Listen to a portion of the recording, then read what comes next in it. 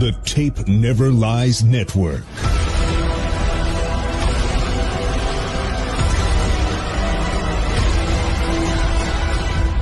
Starts now.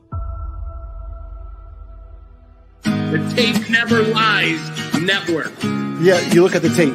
So as a coach, your resume is the tape. Loses the football. Strip sack and Bears our live.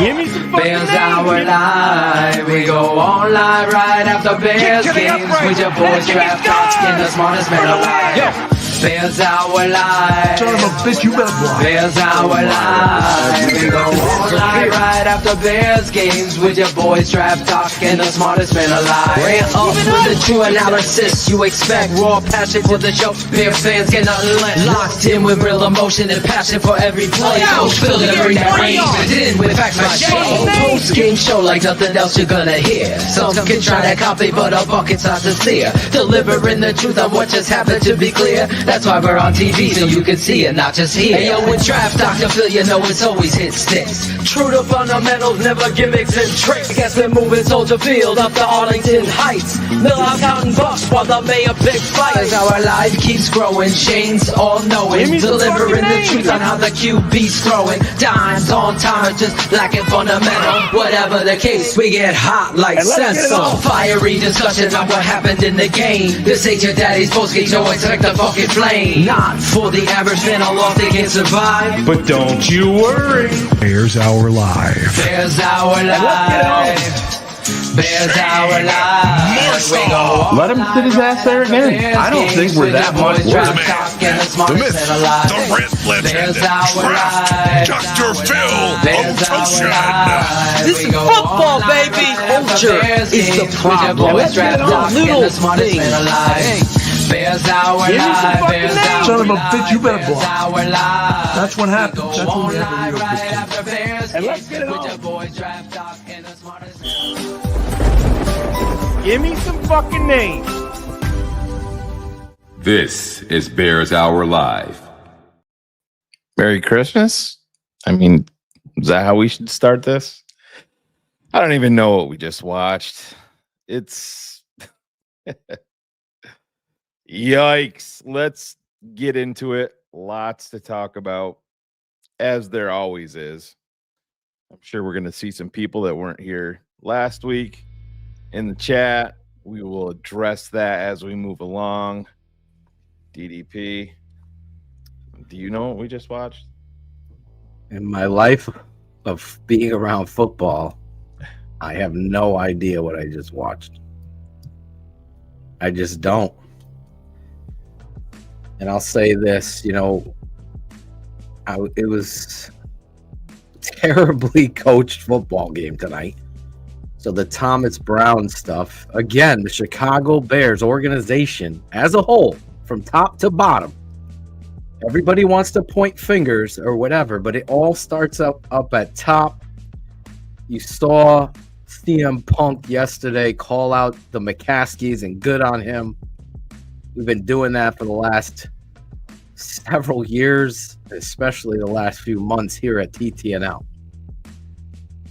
We have the TTNL fans. We can hear you on Prime yelling, "Sell the team," chants raining down. So that's a positive that comes out of this, because that's where it is. You can't pigeonhole yourself into somebody who, oh, this is what we need. This is what we need. This is the problem. Oh, we're going to blame it on Caleb. We're going to talk about the other quarterback.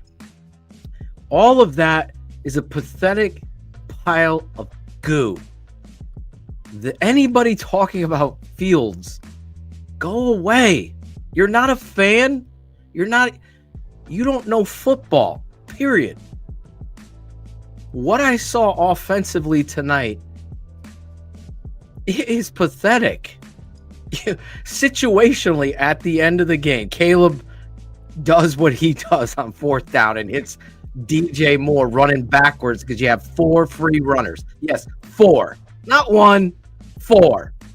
He makes the play. Now he's giving you false hope because Thomas Brown is overwhelmed as a head coach in the situation. You're going to punt later on 4th? Where? What world were you punting there? Oh, so we got to call timeout. Caleb gets you the first down. Now you're cooking. Then you're going to throw bubble passes. You have no answer for a hot route. They come up and basically extra point block to the right. You're going to have a free run. Why is there no switch or collapsed in a bunch route concept that's going to get somebody open versus a hot? You have to have a hot. The 6 drives that counted no hot. Larry Borum doesn't know his ass from his elbow. The rookie that you drafted in the 3rd round from Yale is not getting the reps because you got Borum out there. Borum is not being attached. Your right guard, Matt Pryor, gives no effort post play. Once the whistle, it goes on and on. Then you got 73 taking away the touchdown. That was a shitty call on the hold. And there's no flow or identity. You can't run the football. DeAndre Swift is who he is. He falls down. He's on the ground more than a porn star, for God's sake. He's always on the ground. Cole Kmet continues to be worthless. The only one more worthless than Kmet is Gerald Everett, also on poles. It's pathetic how this team is built from the outside in and how it's set up. And then conveniently, Justin George Hallis pissing on his daughter, Virginia, for all the bullshit she's pulled. Continuing with George McCaskey as the chairman making these decisions. We're going to throw an interception on the very last play of the game because we have no answer for an overload blitz that we can't run a slant and out to combat it. Simple, but Thomas is too lost. Again, Thomas isn't put in a fair situation, but again, the same problems listed under the umbrella. You don't have answer to pressure. You don't keep guys in and max protect and use Odunze and Everett. Now, the play before, the last play, 2 plays before, I don't know where he was throwing the ball. I don't know. I don't know why Ivan came in there. I don't know. He lobbed the ball. It went out of bounds. Again, they gave no replays tonight. Very, very few replays to see what exactly is going down. And then the play after that, he's throwing into the middle. The one to Odunze it looks like it's on Caleb. That's bad throw. The next one, I don't even know where the ball's going, who's in the route. They're all lost out there, and you have a coach confused in the situation. And then the last play is just pathetic in the play call because you have to attack the aggressiveness of the defense. It's a hot read. Put it in the playbook. There was not one slant from outside the hash. Not one. Not one slant outside the numbers. It's pathetic, Shane, and it continues to be that way with the Chicago Bears. A lot of people want to point the fingers at Caleb. If you are that dumb, if you are that obnoxiously dumb, you have a big problem. You have a big problem. You're holding the ball because there's no one open.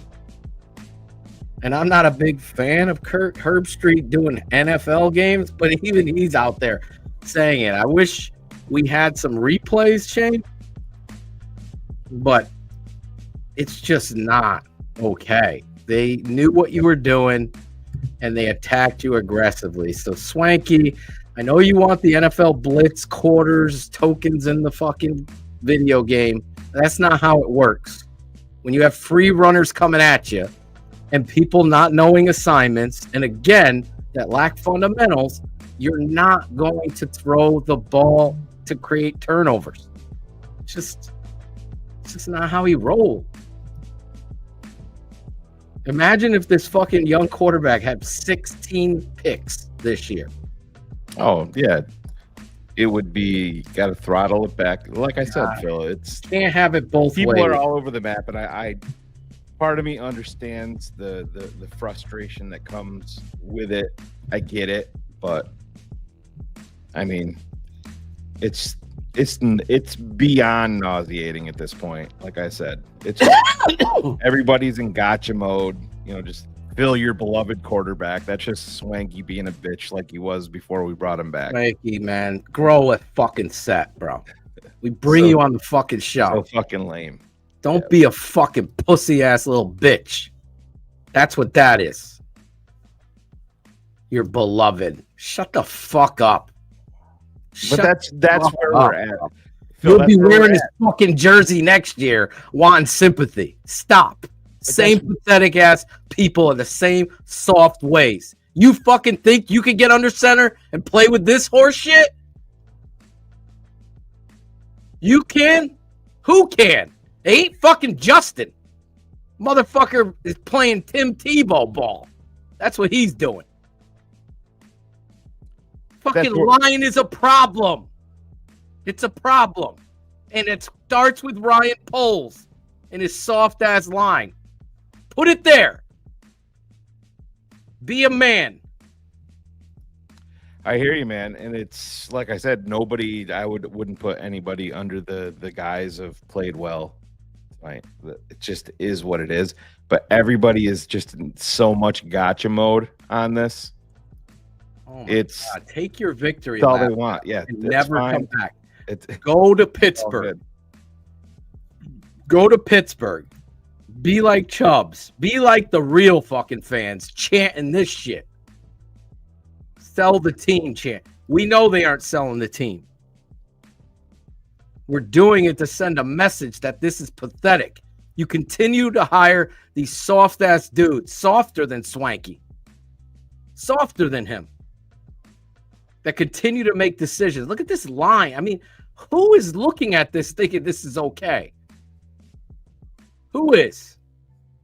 Dan Orlovsky. Bring Dan on the fucking show. Me and him will go fucking toe-to-toe with tape. You're Swanky again. Swanky. The point is, you're being a smarmy cunt like you were before. Bill, your beloved quarterback. That's what you're just being a dick, Swanky. You know it. That's what you are. We made funny after you left when you're on the show with us because we thought you were odd. It's fine, but we'll tell you to your face. You know, you thought we were live for 45 minutes after we were off air. But that's how people want to roll with all of this. Like I said, there will be people in the chat tonight that show up that aren't here other weeks. It just is what it is.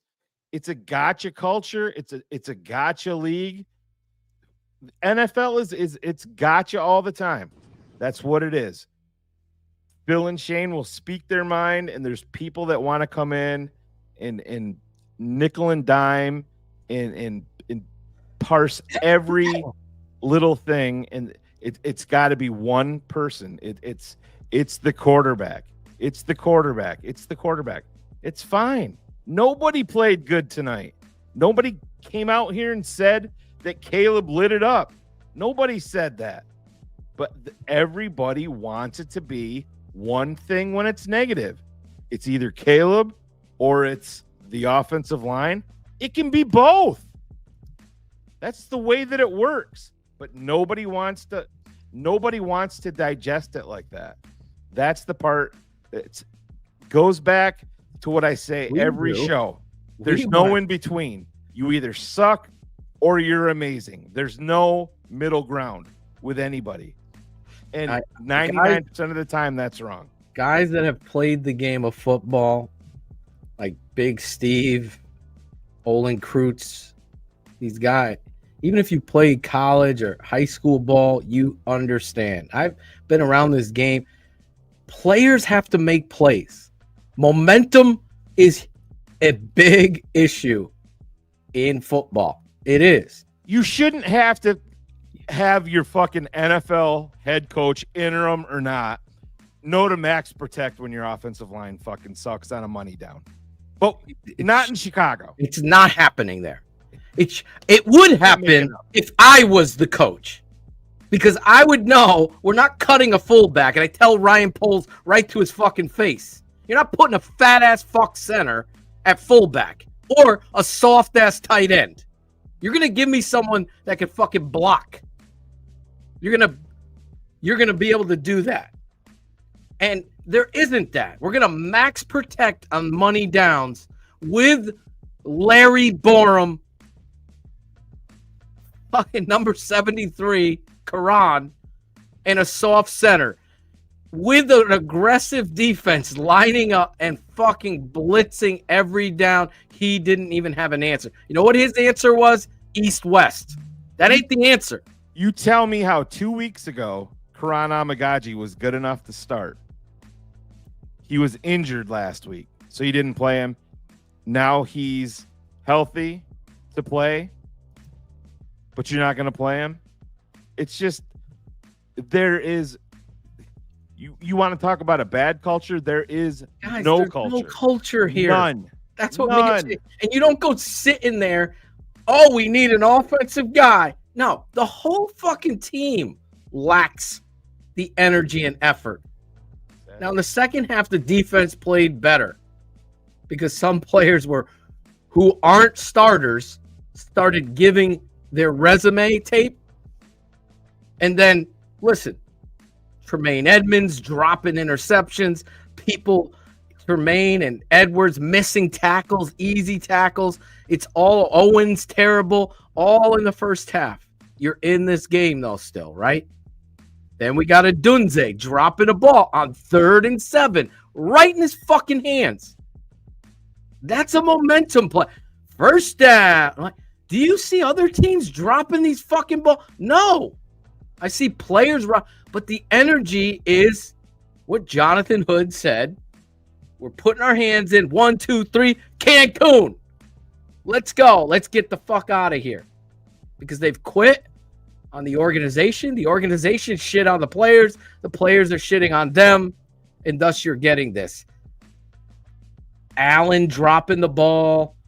2 drops on him. 2 drops on Adunze. And the last drive with Thomas Brown, I don't even know what the fuck is going on. What are you calling?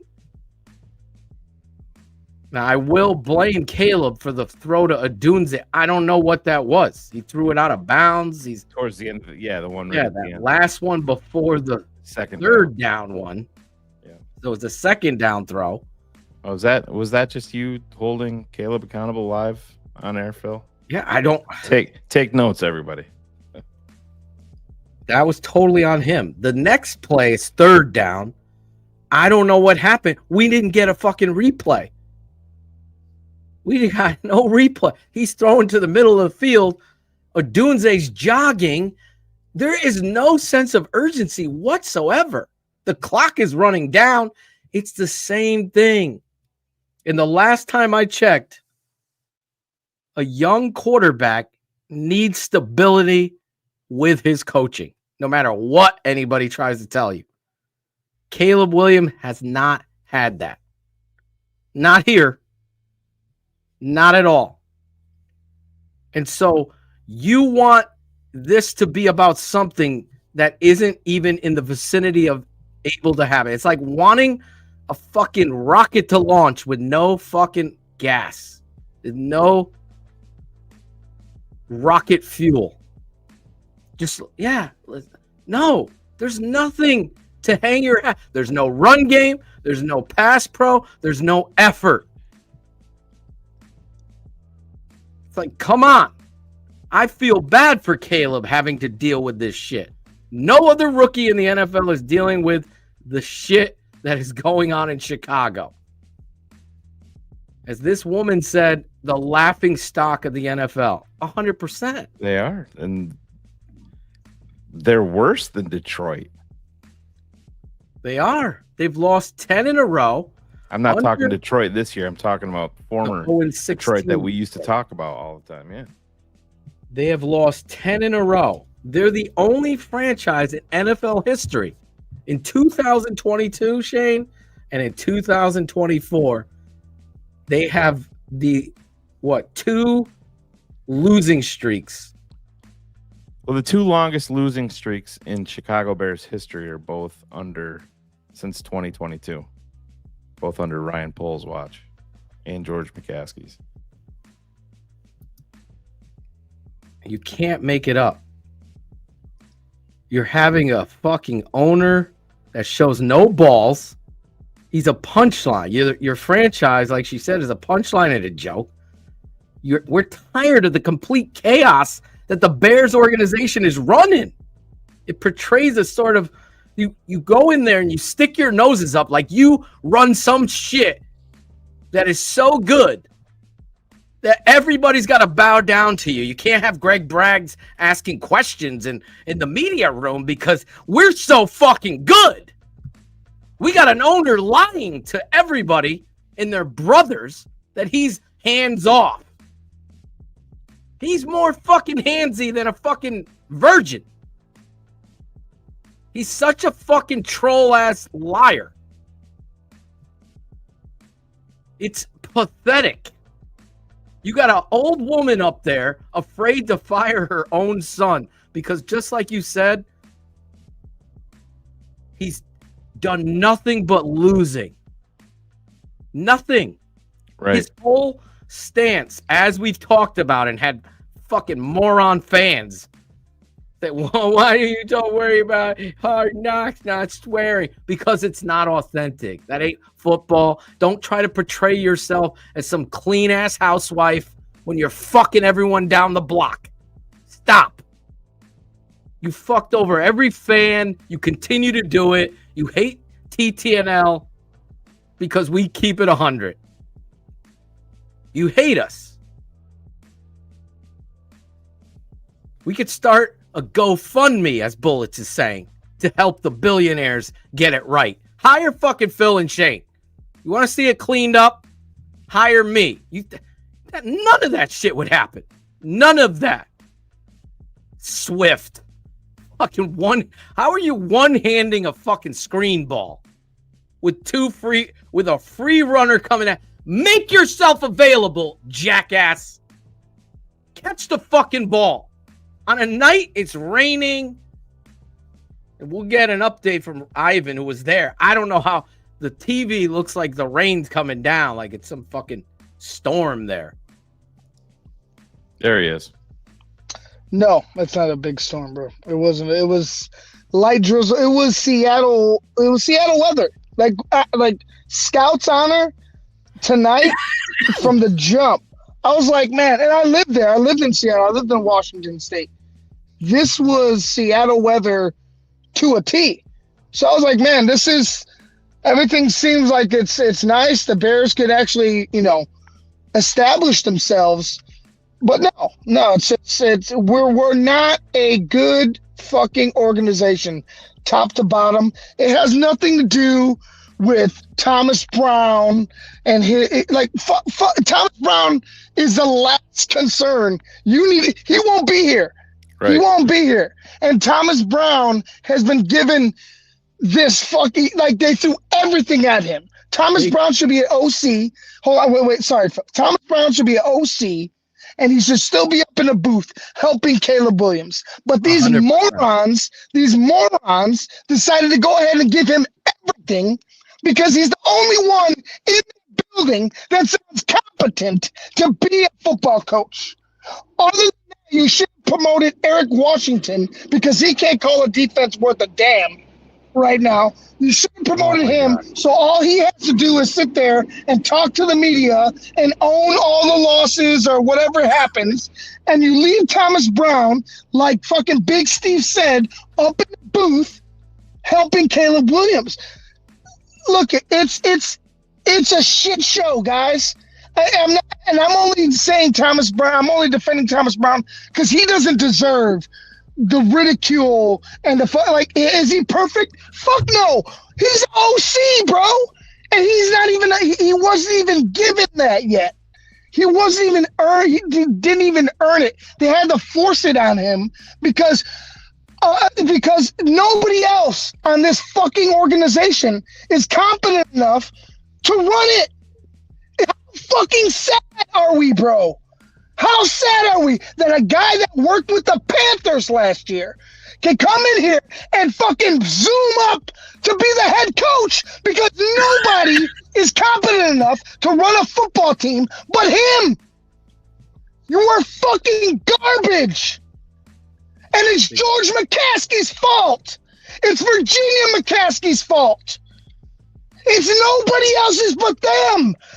40 fucking plus years since your grandfather has passed. You are the issue. You are the fucking problem. Period.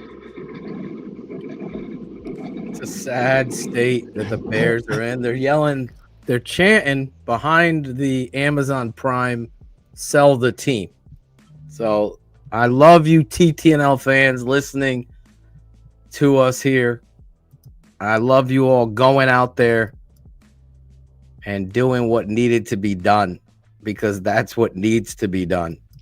And it needs to be a message sent to Gentleman George. You know those guys that portray that they're something they're not? That's what George is.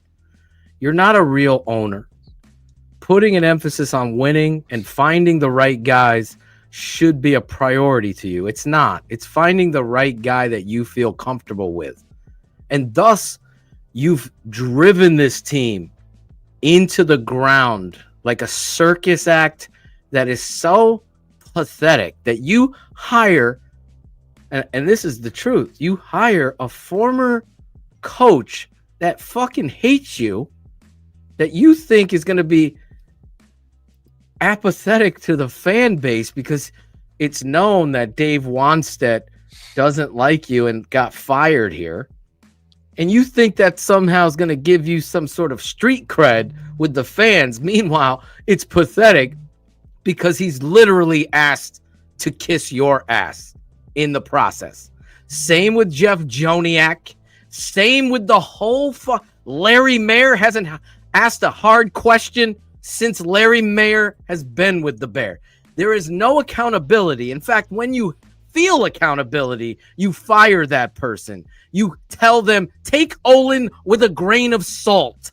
Take Olin and put him at president and let him beat the fuck out of Ryan Poles' ass for getting you in this situation, for getting soft-ass linemen here that are a reflection of you, Ryan Poles.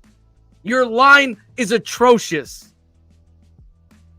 What I've been saying about Thomas Brown is true. He's been put in a terrible situation because he's not the right guy to clean up what the mess that you made, George and Ryan.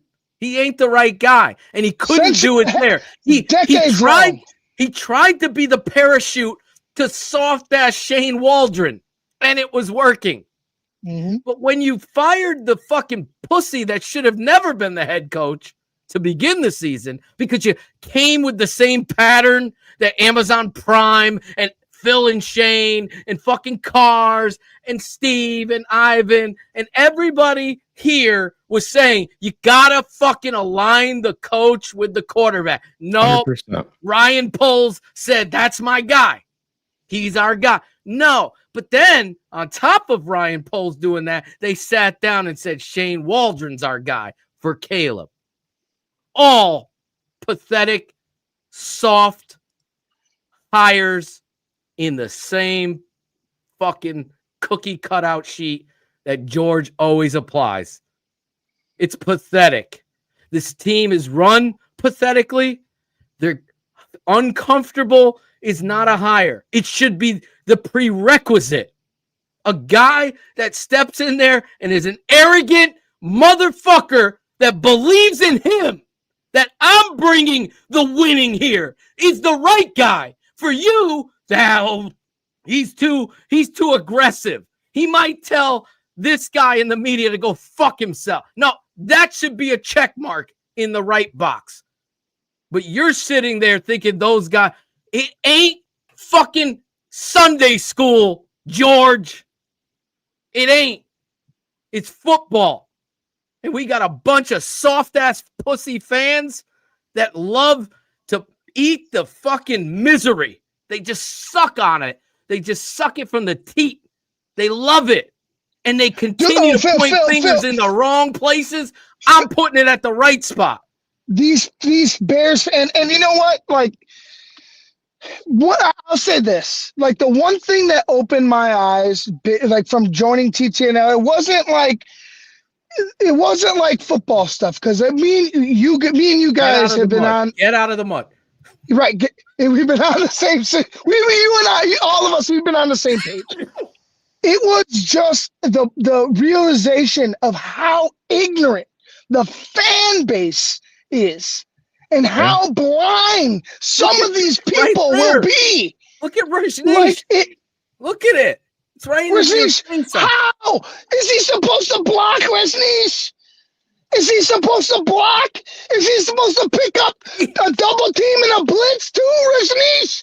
You fucking moron. How does that work?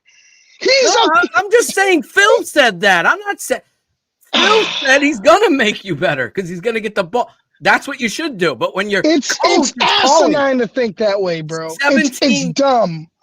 It's so dumb.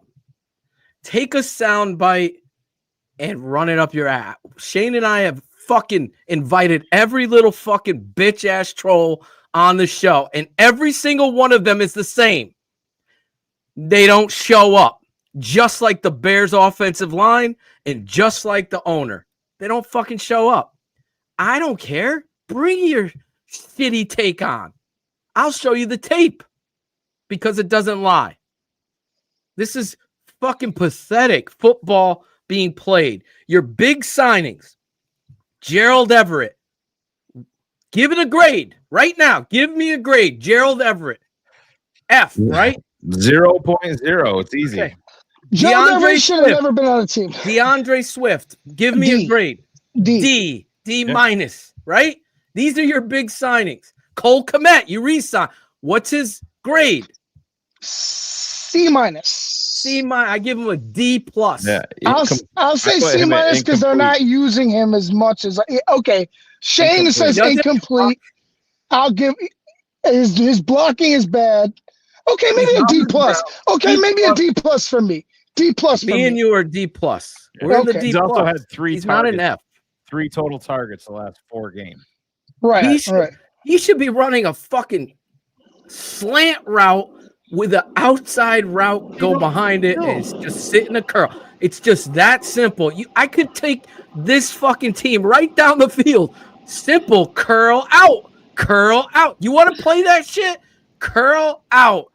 It's wide open, but nope. That's why I look at Caleb as a warrior, like Mike V.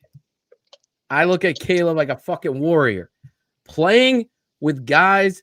And to your credit, Ivan, I agree. Thomas Brown is going to get unfair. It was atrocious, the end and how he handled that.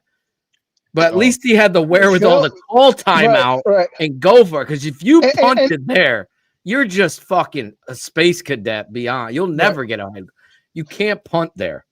And it's not like Thomas Brown isn't deserving of some criticism, right?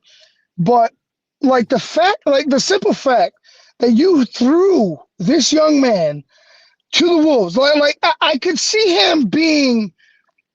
He was an assistant head coach with the Rams, but assistant head coach, you're just learning on the job, bro. You're not making decisions. Now he went from OC to where things were ramping up with Caleb Williams. Caleb Williams is starting to really pick things up. To now he has to manage the entire. It's simple Bears. Shane can say it best. It's simple Bears mistakes. That is something that you could point to and be like, you know what? It's the obvious. That's the obvious choice for the Bears because they don't know that. Oh, he's not that. Like he can be a head coach in the future. I can believe that he could get another job. Is he a head coach? No. He's an OC at best, and he just got another opportunity at it. So it's like to throw him there means that nobody on the coaching staff deserved it. A minute ago. So this morning, the team meeting, I asked that all three phases play their best together at one time. And, you can ask all you want. You got to demand it. I thought defense played their butts off the entire night. And the they did. defense was not good enough. First half, pathetic. As far as the game. Second, yeah. Coming into this game, having those guys ready to go, we had plenty of opportunities to win it. Had an unfortunate call early on that took away one of the touchdowns, but still had plenty of chances. I agree with John. To take it at bats. And, it's going to be a bloodbath in Lambeau. Frustrating disappointment. Oh, God. Good. Somebody offered me, my buddy offered me tickets. I was like, I mean, I could go anyway, but I was like, yeah, probably not. Where were your kick lines on that last drive? The kick line is 28 yards. When you guys get first and 10 at the 40, what would you like to see happen in those next 4 plays? This is where coaching errors occurred. First and 10 at the 40. After they were 0 You're going to run the fucking ball. You got 2 timeouts. Quarterback runs. You're letting the clock run down 40 seconds. We got in a spot where felt like it was a legitimate chance to go make a field goal at that point. Obviously, at the end of the game, had a chance to try to go protect it, buy some time, and have a shot down the middle of the field to DJ. Ball kind of got tipped, I believe, or Kev got hit. Releasing it. So that didn't work out. But like I said, overall, wasn't good enough as far as the game plan I had for these guys, and also frozen like our offense. What happened with the operation with the 2 timeouts on the drive? Don't know. Which one are you referring to? On the last drive? The last drive. Yeah, I mean, just being able to have this guy is an OC. He's in quicksand, man. He's trying to dig his way out. He is. They're asking him to make fucking pasta and sauce, and they've given him eggs. That's it. It wasn't confusing at all. I just changed my mind. It's terrible. Being able to use Torrey as a weapon, and we still had, I think it was 2:16 on the clock, still had all 3 timeouts, plus a 2-minute warning. So the way our defense has been playing all day, possibly have a chance to go flip the field, and force a 3 and out, get a shorter field, and have like a last in the game drive. 179 total yards. 179 total yards. I changed my mind and said, let's go for it now. And so send the offense back on the grass. What made you change your mind? I just want to be more aggressive. Yeah, like not go for it on 4th and 1. Like last week too. Like I said, he's not going to make the decisions that we want because he's also all this tape is on him too. He's trying to go for a job as well. Like he's not going to be here. I don't think he helps himself. I don't think he helps himself by playing on 4th and 1. A little bit tighter. 4th and 11. That's I hear you. Not a positive. It's not a positive for anybody. They'll still be really not. I think he's playing the more conservative end. You know what I'm saying? Legitimate. We feel good about it's just it's not great, but you're 4 and 11. You guys had offensive serve. Since then, you guys have scored 20 points. I don't know. Rajneesh might be the only thing worse than the O-line tonight. Rajneesh. Like a little pathetic little bitch. That's what he is. Bring his ass on the show. Fucking clown little bitch. I hate dudes like that. I keep it 100 with you. Somewhere in that range, yep. So what thought process was there as far as fucking clowns? On second and third down to get into that blame it on the rookie quarterback. Well, there is no culture. Tell him, Greg. Obviously, still wanted to go for the. You've lost 10 in a row. You fired your coach. You fired your OC. You hired an OC. Then you moved him to head coach. Put another OC, and it's never been done in the history of the NFL like that. You had conversations with him recently about the tendency to either get the ball off quicker or take the yards in front of them. Yeah, we talked about it a couple times, but again, I put it on myself to call plays where the ball can come out faster. So, awesome. Thanks. That's fucking weak. That was a weak ending to a weak ass game. There's nobody there.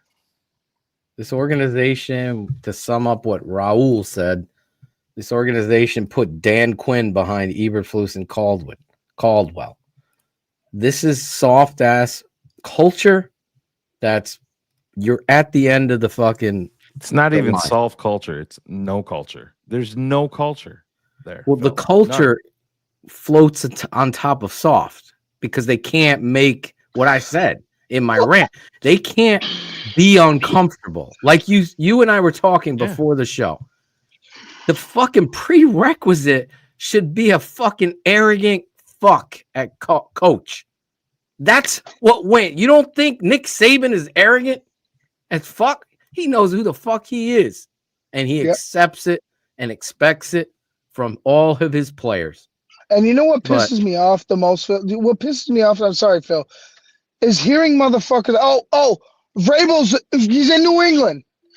If that's the fucking case and you can't even get the fucking shot at him, then the Bears are low. I don't care if it's Pete Carroll or not. You need to talk to every motherfucking guy available. And Mike Vrabel, whether he wants to go to New England or not, and that's yet to be seen, yet to be heard, you need to go after him. Ben Johnson, if he doesn't want to fucking come here, you still need to talk to him. Even Pete Carroll. Even Pete Carroll. You need to talk to everybody, bro. Ben Johnson is going to be the next head I coach. would pray to God that he is. He's going we'll see. I don't know who Ben is, but I do know that Ben's an arrogant. So he's an arrogant motherfucker. So that prerequisite starts there. They're going to hire Ben Johnson. Everybody might as well just accept that is happening. I'm not going to say that it's happening because I'm not going to, because I don't believe they're going to hire my guy. I don't. If it's Ben Johnson, then thank God that the Bears are actually fucking stepping up and going after somebody that's if it's Ben Johnson. It can't be Ryan Poles. Poles has to go. No, he's gone. He's gone. Got to go. I think it was Tom Boson in the chat earlier I should have put it up, and I had mentioned it before too. If you're not comfortable extending Ryan Poles, then that is everything you need to know right there. He's got to go. 100%. He's got to go. You just see, I just listed your top free agents, the trades that you made, everything in all of its glory was playing out on the stage there. That's why the last thing I'm worried about is Caleb Williams. I need a new line. There's one lineman that can start in the NFL playing tonight, and that's right tackle Darnell Wright. That's it. And he didn't play great. No. So I think Darnell Wright has regressed from year Chris one Morgan, player. What other show, what other network has called him out besides us? Years. So take that and shove it up your asses. Everybody's been very fucking bitch haters. Everybody's been very telling you what the tape complimentary about him. Everybody's been very complimentary about him, Phil. They think he's good. The tape tells me he's a terrible teacher. He doesn't expect the best technique nor effort. He doesn't have answers, as you saw tonight. You had a fucking punt block defense. You had a 3-man overload to the right side. There should be immediate call there to understand where the hot is and how you got to protect the quarterback.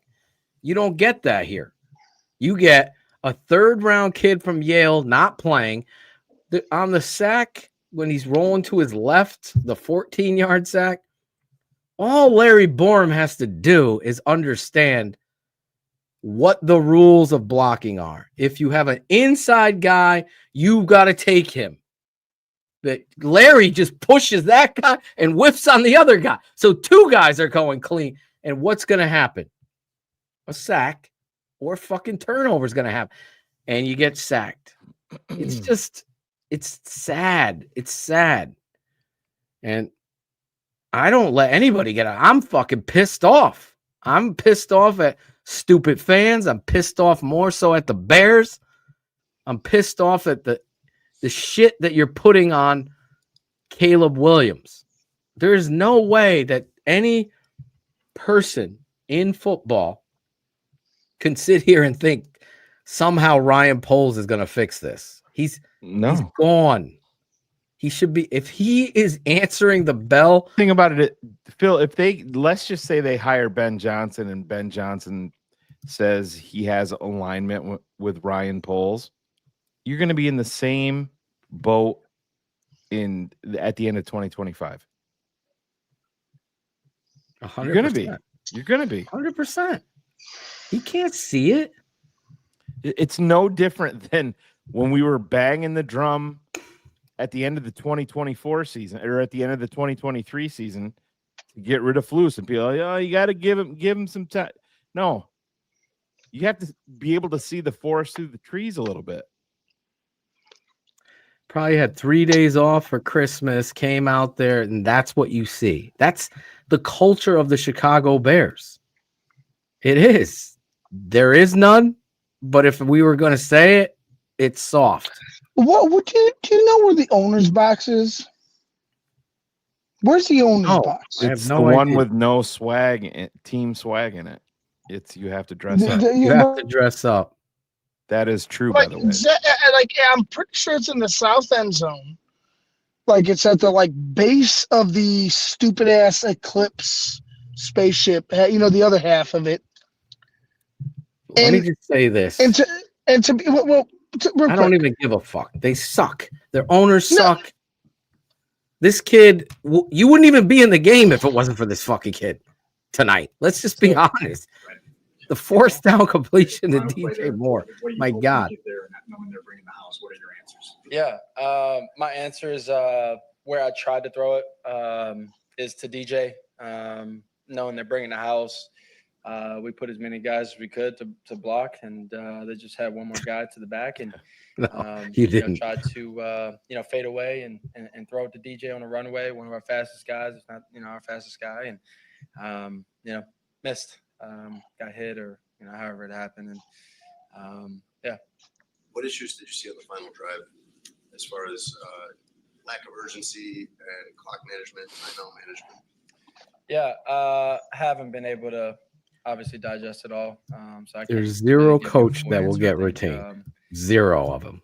I think, and this is a staff that retained Chris Morgan and praised them. Obviously, there's times where you made the run game coordinator. You can't even fucking run. Like that, but we didn't execute. I didn't execute on many different occasions. And I don't even know Rashawn Johnson. Talk about a guy getting worse. He's scared. How they didn't get the other kid in there tonight is beyond me. How do you, as a young player, process kind of the frustration of this fan base in there? Rome missing the block, waiting for it. That's all coaching. It's all accountability, just waiting to block. Way longer back than I've been here. My job is to go out there and win games, and we don't focus on outside noise. The fans are, they're going to cheer and maybe boo sometimes, and you can't react to that. It's not something that we react to.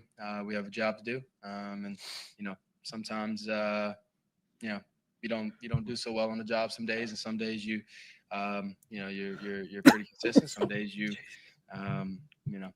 play a great game. So I think today was one of those games that I think we played on two sides of the ball today pretty well, special teams and defense, and then offense we didn't play well.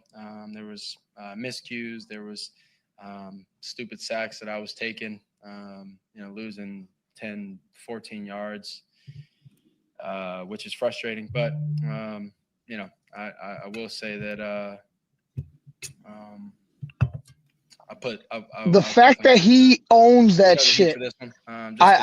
Fuck anybody that talks shit about this kid. He owns his own shit. I took that I didn't need to take. God damn, dude. How do you hate him? Brought a guy from the How can you hate him, bro? Over the guy's head. Because everybody wants to be gotcha mode. It's all about thinking you're winning when you're really a loser. These gotcha moments for these guys. And we know who they are. I won't even say his name because I'm not going to give him attention, obviously. But calling me out, call me. Call me on the phone. Don't be a little bitch. After I get a good chance to watch it and things like that. So, call me anytime. Call me. I didn't help put the team in a good position to win, a better position to win, and Will Mookie Hill. You said on the Amazon pregame interview, we saw that you didn't meet the expectations this season of winning and of playing your best. Yep. What did you mean particularly Paul, about your performance? I don't know what you just want. being able to. We first can't of all, control. be, Why do you put a consistent throughout rookie the whole involved season. in that? Obviously, their Because job over that's there what on you the draft side is to be able get better, and you provide, did. that In the ultimate team sport, we're but drawing up finding issues ways for to you. just be consistent, play good football, consistent. A football, loser's putting the ball in mentality my is like, hand, oh no, we can't draft him here. We all always things fuck like up that. the quarterbacks, And then, so let's not swing for. obviously, That's a losing fucking winning, mentality. that'll always be It's my a expectation, losing culture. to win as many games that we have. So one good thing that Ryan Poles did do is he traded Justin Fields because honestly, he was pathetic as a starting quarterback.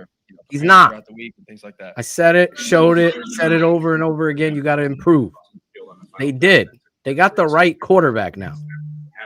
Doesn't take away the wins, the softness of quitting on a season because of a Hail Mary, fighting, lying. Lying about the Eberflus culture when everyone's giggling, calling him a cornball, shitty coach. But Ryan Poles liked that coach. Yep. Ryan Poles listened to that coach, and they hired a soft-ass OC. You liked him, and he doubled down on him. Doubled and tripled down on it. Even when he fucking tried to kill those bees on his fucking house. Those I was fucking given the opportunity. I found him. Yeah, he found him. I feel like I've I found him. I mean,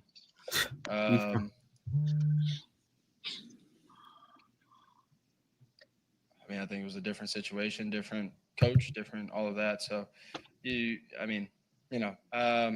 think we I don't know if the coaches, saw me down there after the big completion of Rome. I believe you're talking about after that, right? After big completion of Rome. I don't know if the coaches saw me. Even though I got hit in the throat and the face, gotta just get up and go and run down and snap the ball. So once again, just putting this game, taking the heat in this game. Didn't do a good enough job in situations. Didn't do a good enough job throughout the game. Being able So to the 3 seasons manage the game with Ryan Poles at doesn't general just mean, manager, you gave up managing the clock, it also 58 means just sacks managing down the distances in and things like that. 2022, 50 sacks in 2023, and 67 sacks with 1 game to go in 2024. I think. Well, that's what you get for fucking bringing in a undrafted offensive lineman for a GM. I don't know. I don't know what else to say about it, Shane. And the bad part about it is if you back up a year to Ryan Pace's last year, you are up to still you're at 58. Like that is really important. So the last 4 years, 58, 58, 50, And who's the offensive line coach, Ivan? Yeah. Recovery. Say again. I'm sorry, you broke up, Phil. Who's the offensive line coach for all those pathetic stats? Well, you had Chris Morgan, and then you forget these motherfuckers fired Harry Heastan. No, you know what I'm saying? You fired Harry Heastan. That's it. Like, no, I understand. You're breaking up on me. I'm sorry. Frustrating. What'd you say, Phil?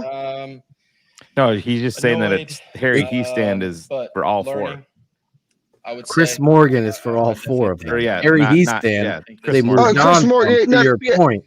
But the reality of the numbers matches up the tape, and the same issues Justin Fields had with protection is happening again. But this is a guy they trot out there as if he's some sort of fucking know-it-all, be-all.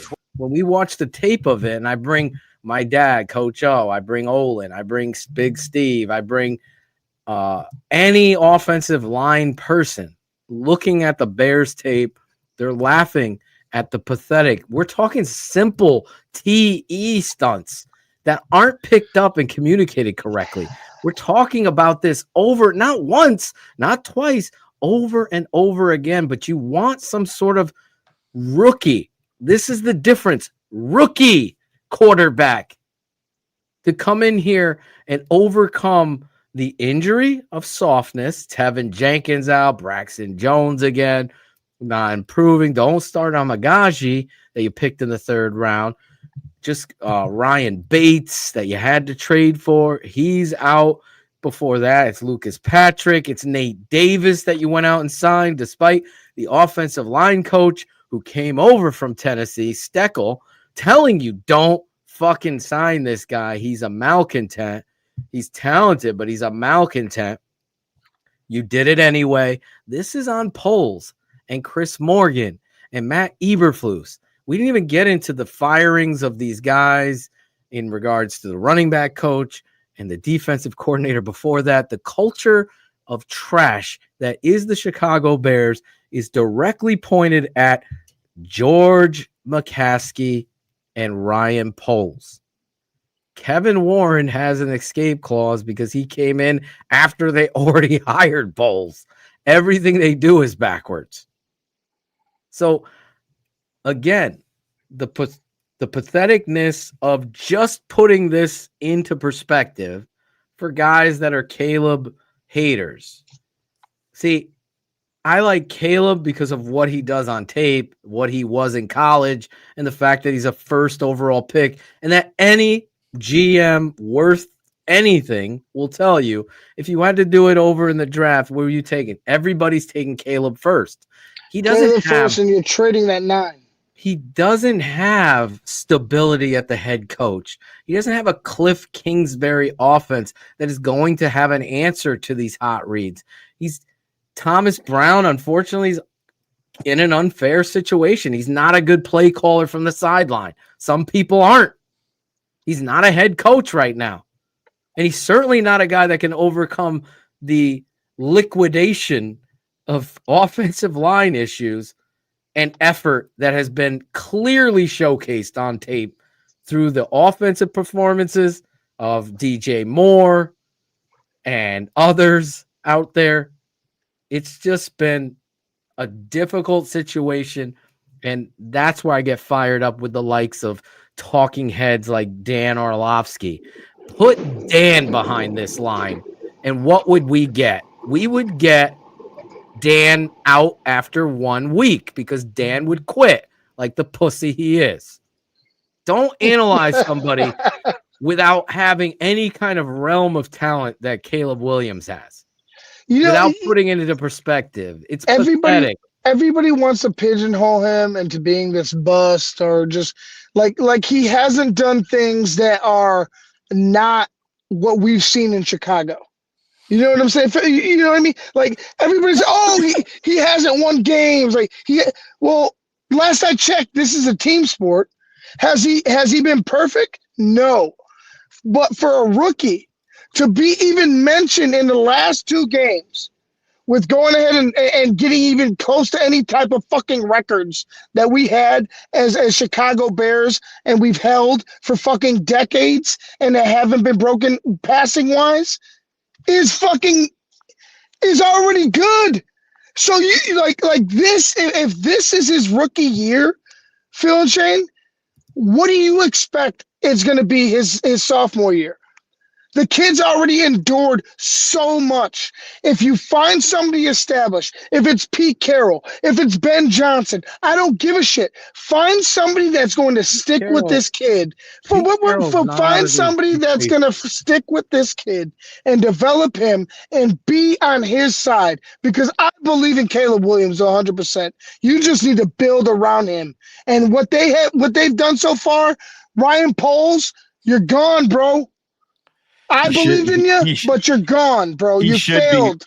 He should be. I totally agree. I don't know where my faith is with them making that call. Are they going to make that call, Shane?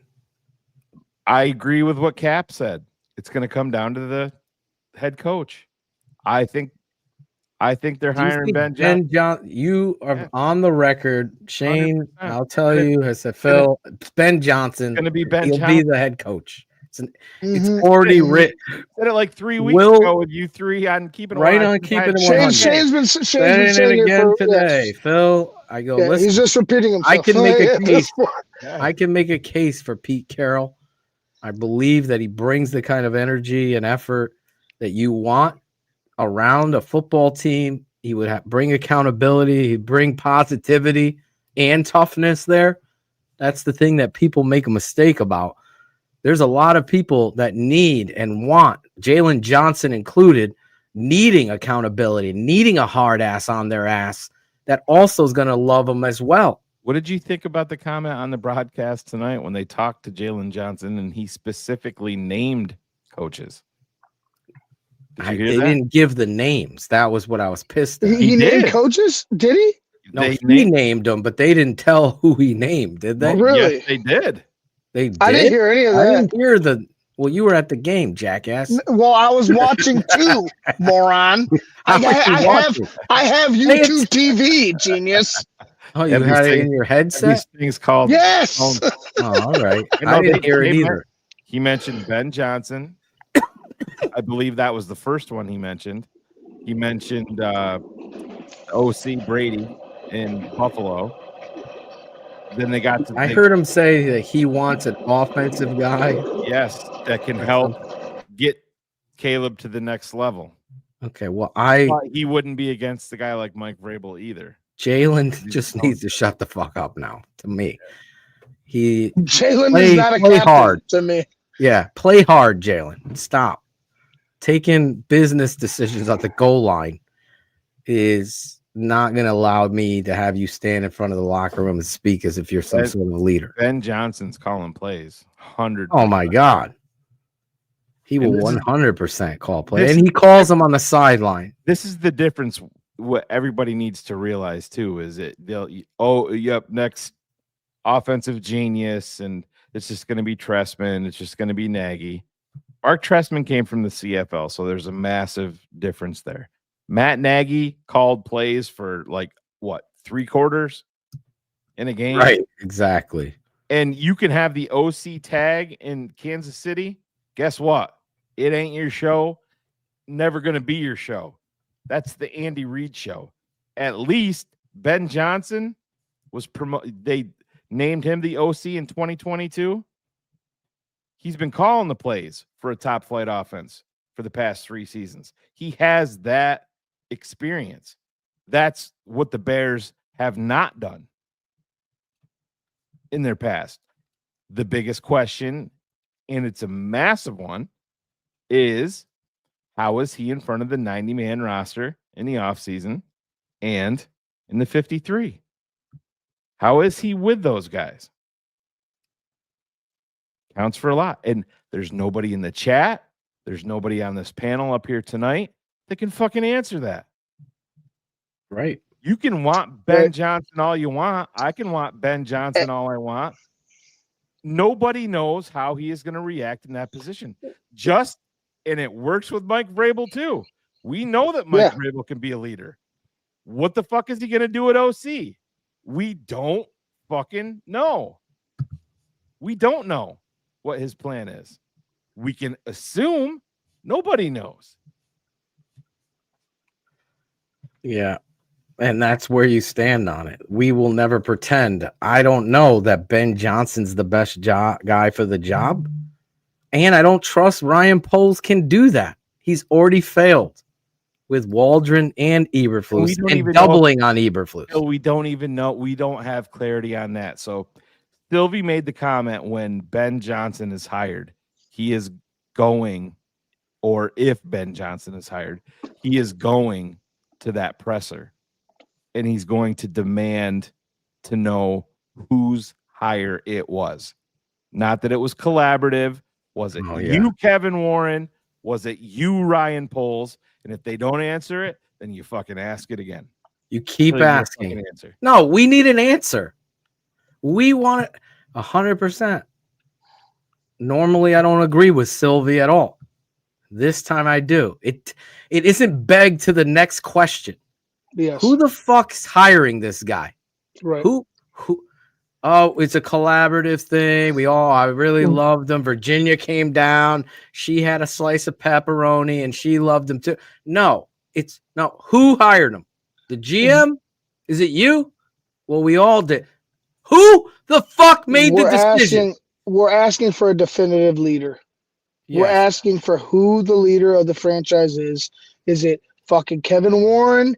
Is it Ryan Poles, our next GM? Is it fucking Ben Johnson, Mike? Who is the leader of this franchise? Because right now there's 0 leaders on this team, regardless of how many captains. There are 0 leaders.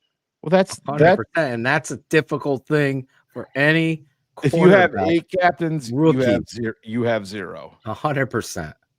You get 3 This is how you should do it. 3 captains. One you can the 4th one you could name weekly by their effort. Could be a special teams guy, could be a fucking backup safety that's working his ass off, whatever it is. But name the 3. That's where it is. I don't give a. Don't just lay it up by position. He's our Mike linebacker. He's a captain. No, Tremaine Edmonds has played shitty, awful. Why are people asking you for reading? We're literally putting them up every 10 seconds on the screen. Guys, like I'm gonna roll Hernandez. No more yes men, Ivan. Right? No more yes men. Period. Fuck the yes men. You got to get somebody in here who's going to demand to have the autonomy to go ahead and change this culture on this fucking football team. And it doesn't have anything to do with the McCaskey, period. Has nothing to do with a McCaskey on how to win football games. You know what the McCaskies do? You sit back in your fucking booth, you fucking enjoy the game, and you hope to God that the people that you hire the right people to win football games. Other than that, stay the fuck out of football business. I love you guys. Peace. Love you too, brother. There you go. That's exactly the way it should be. 100% agree with him. I've been saying it for fucking how many years now? Yeah, no, I hear you. You got to get someone in here that's maniacal about football. George, if he's uncomfortable, that's a check in the green arrow check box. George is uncomfortable with this guy. Yeah. Good. That means he's passed the test. George would hire fucking Mark Trestman over Bruce Arians. Stop now. Let's keep going. These are the things. You aren't what it is you're made to be. You didn't embrace your grandfather. You didn't study football. That in and of itself is pathetic. But you went another way. Oh, Phil, other people love things. Well, you went another way. But now you're in charge of it. That gives you no excuse to not dig down into the roots of the game, dig down into the roots of the people, and know that anybody that doesn't fucking show true emotion, whether it be cursing, whether it be punching a fucking wall, whether it be cussing out, whatever, that is the showcase of what a coach is. That they care first and foremost. And if they're not arrogant walking in the room, then they're not the right guy. I agree. They're not. Especially in this market, with this media. You have to have a guy that's confident, that's going to sit up there and not. I mean, you could see moments where Matt Eberflus was scared. He Pissed didn't know down what his to leg. say. Right. Mark Trestman, Lovey, the same way. Do we want some breaking news? Breaking news. The Tape Never Lies Network. Breaking news. The Chicago Bears have moved up in the 2025 NFL draft. Oh, really? To number 7 overall as we stand today. There you go. Maybe there is some positive that came out of this shit. Moving up to get another offensive lineman. And you're sitting here now saying the Bears should have taken the haul and drafted that. You don't know what the fuck you're talking about either. Like, you have to get the quarterback. I'm sorry that you're wrong. Go watch the Steelers, and their backup quarterback might get in the game. He's a backup there because he wasn't better than the quarterback they have. It's just pathetic. That's why we said, or I said, as of today. Key phrasing. And there you go. We could get ourselves an offensive lineman. Right now, offensively and defensively, you have huge needs. That's the great thing. Line, both sides of the ball. Yeah. And you also have free agency. That's where you got to hit on linemen. I don't trust this GM. We're going to nickel and dime Nate Davis. Come on, man. Honestly, in terms of money, the Chicago Bears have the second cheapest offensive line in the NFL.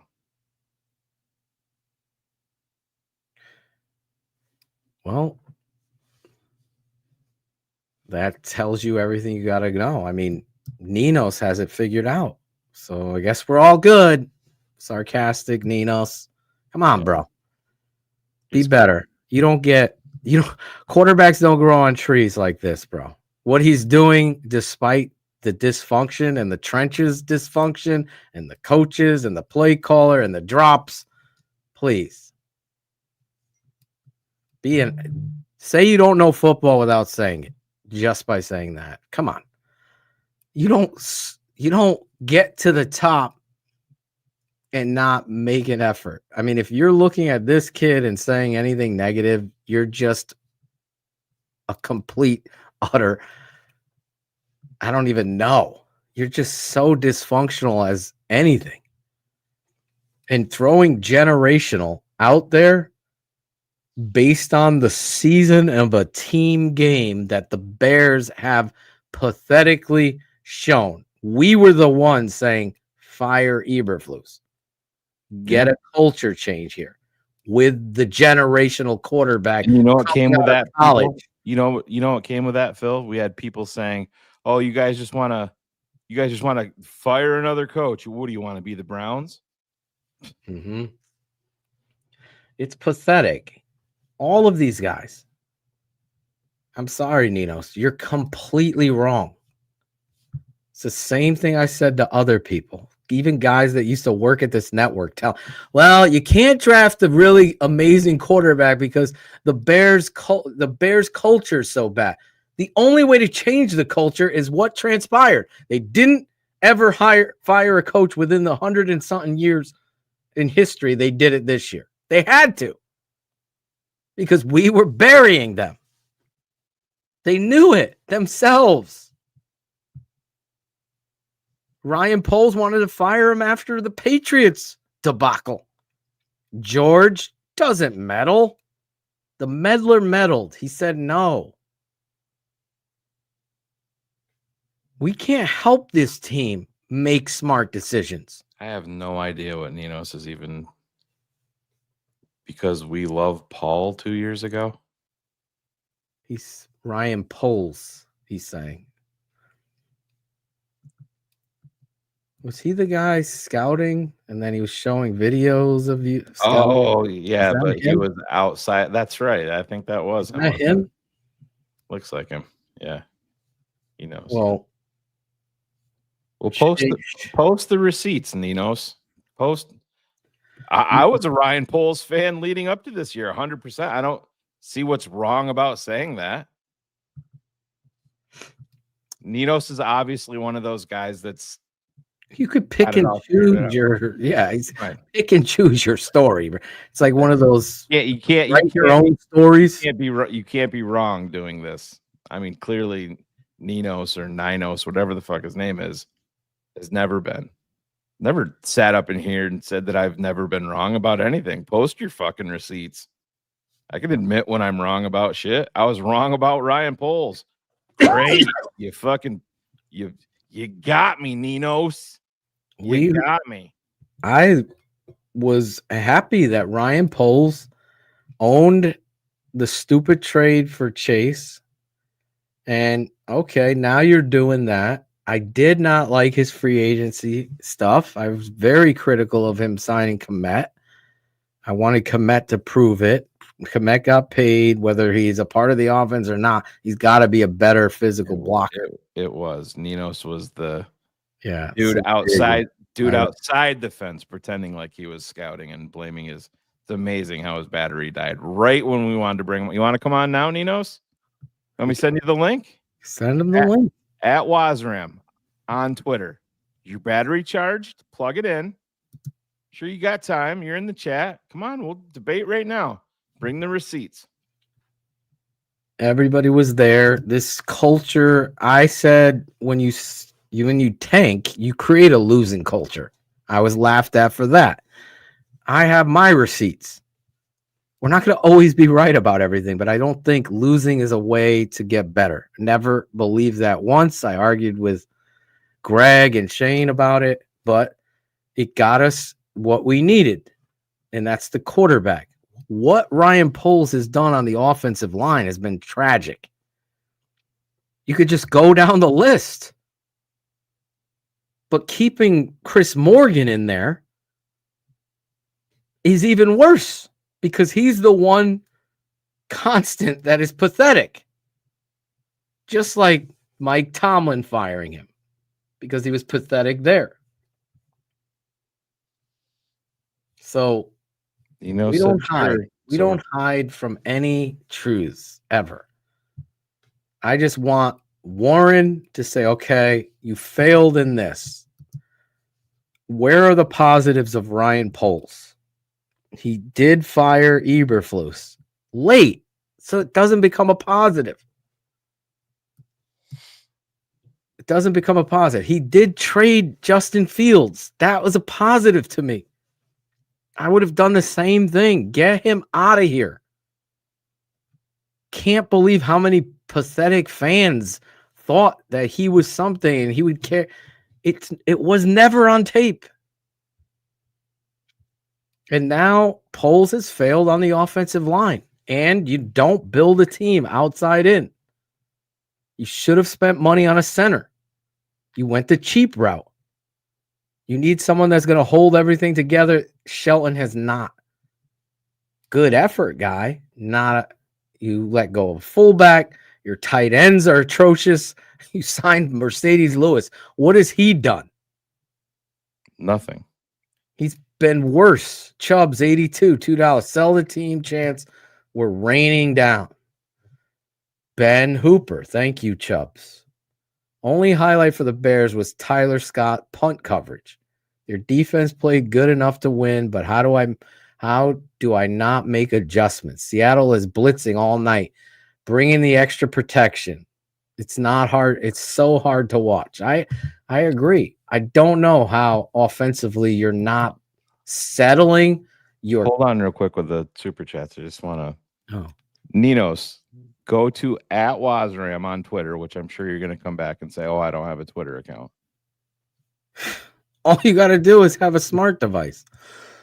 Yeah, you can That's just talk into your phone. It doesn't. You just saw. Just like Ivan did it. Send me a message on Twitter so I know where to send you the link. It's very easy. I missed that. Did someone record "Fuck the McCaskies" on the Amazon show for us? Send it to us. I did not hear that part. No. Chubbs, rewind it and send it to us. R. Lacey, $4.99. You didn't put anything in there. Please send us what you were saying, and thank you for your generous donation. Peyton Johnson, $2. CM Punk was right. Yeah. Oh, Phil and Shane were right. CM Punk has followed suit. He just had Netflix.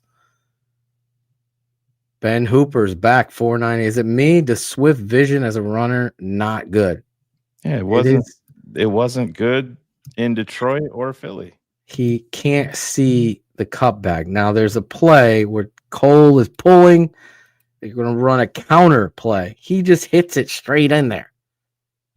I thought Thomas should have challenged the spot on Caleb's run and challenged the spot on the Swift run. Both coaching errors on you're at home. The fucking they're replaying a play or two behind this without showing that replay. Anthony, we have about 80 copies of it. It's good. We're talking about the fuck the McCaskies one. Yeah, the fuck the McCaskies one is the one we want. I feel like people think that Phil and I have no clue what's going on in the Bears world because like when one thing happens, I literally get 80 DMs or text messages or emails. This was his post. You should have saved the $5, bro. Our Lacy 3 $4.99. Mitch Trubisky was 12-4 with less weapons. One. How can you not blame Caleb? Okay. We are blaming. Thanks for the $5, Caleb. But I don't think Mitch Trubisky had less talent. He had a better offensive line. They had a better run game. They just had a shitty coach, just like this situation that is occurring once again. Nino, send me a message on Twitter, for Christ's sake, bro. I will send you the link. All you have to do is click on it. Pontruvius Sweezy, $4.99. The Pontruvius says these fans have a right to give Puskasky the bird. This shit is pathetic to the highest degree. The team reeks of rotten milk. 100%. Gimmed. Just throwing $10 super sticker for us. Truly appreciate you, Gimmed. Gimd. I don't know what the acronym is for. Wingate 96, $5. Phil, what would you do for a Matt Nagy Denny's menu playbook with Caleb? Anything that has to be better than this? Well, I think with a rookie quarterback at home, with a team that's lost 9 games, now 10, I go into the game with a heavy run scheme with action off of it.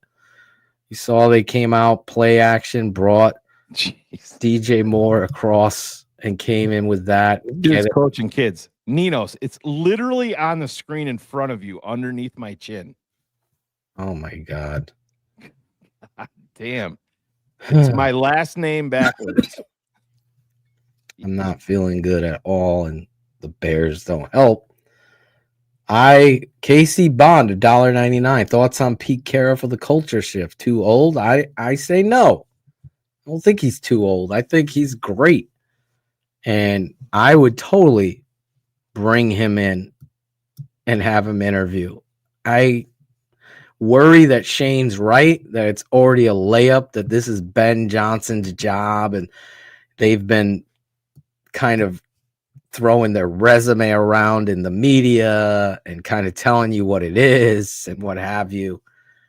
But I think Pete Carroll has a great energy about him, accountability. He's got great history.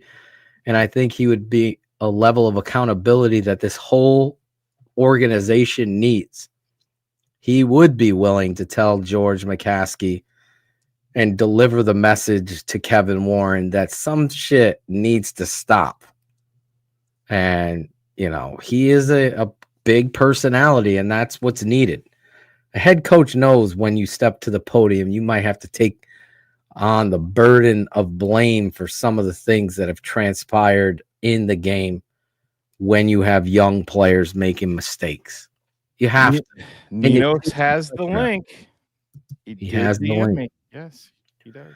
Kevin Carlson, $19.99. Every QB misses throws. Why is it every time Caleb makes a mistake, it's the end of the world to these bums? Because their mind's already made up. It's like I said, that's what I let off the show with. Everything is gotcha. Like with me and Phil. And like Ninos has receipts because I said that I liked Ryan Poles. Great. Great. It's fine. I agree with Shane. I think it's pathetic. I shouted out this Philip Vanderhosen, my guy, who created a great tweet when he said these fans and these media members holding Caleb Williams accountable as if he's a fifth-year quarterback is pathetic. And that's exactly what's going on because he's an easy target to rip down, and the Bears have been pathetic. Do we want to bring in our guy here? He actually made it. Yeah, bring him He's in. out. Looks like he's out scouting again. He's got a scarf on. Pulling his scarf out, so we're losing man points already. Yeah. It's all good talk, bro. There he is. Man points, right? It's all good. We talking. I'm walking my dog. I wasn't planning on doing this. I would have been prettier, but I got my bear scarf on for you guys. I'm trying to show you. See? Oh, That's we what I'm like trying it. to show you guys. We like it.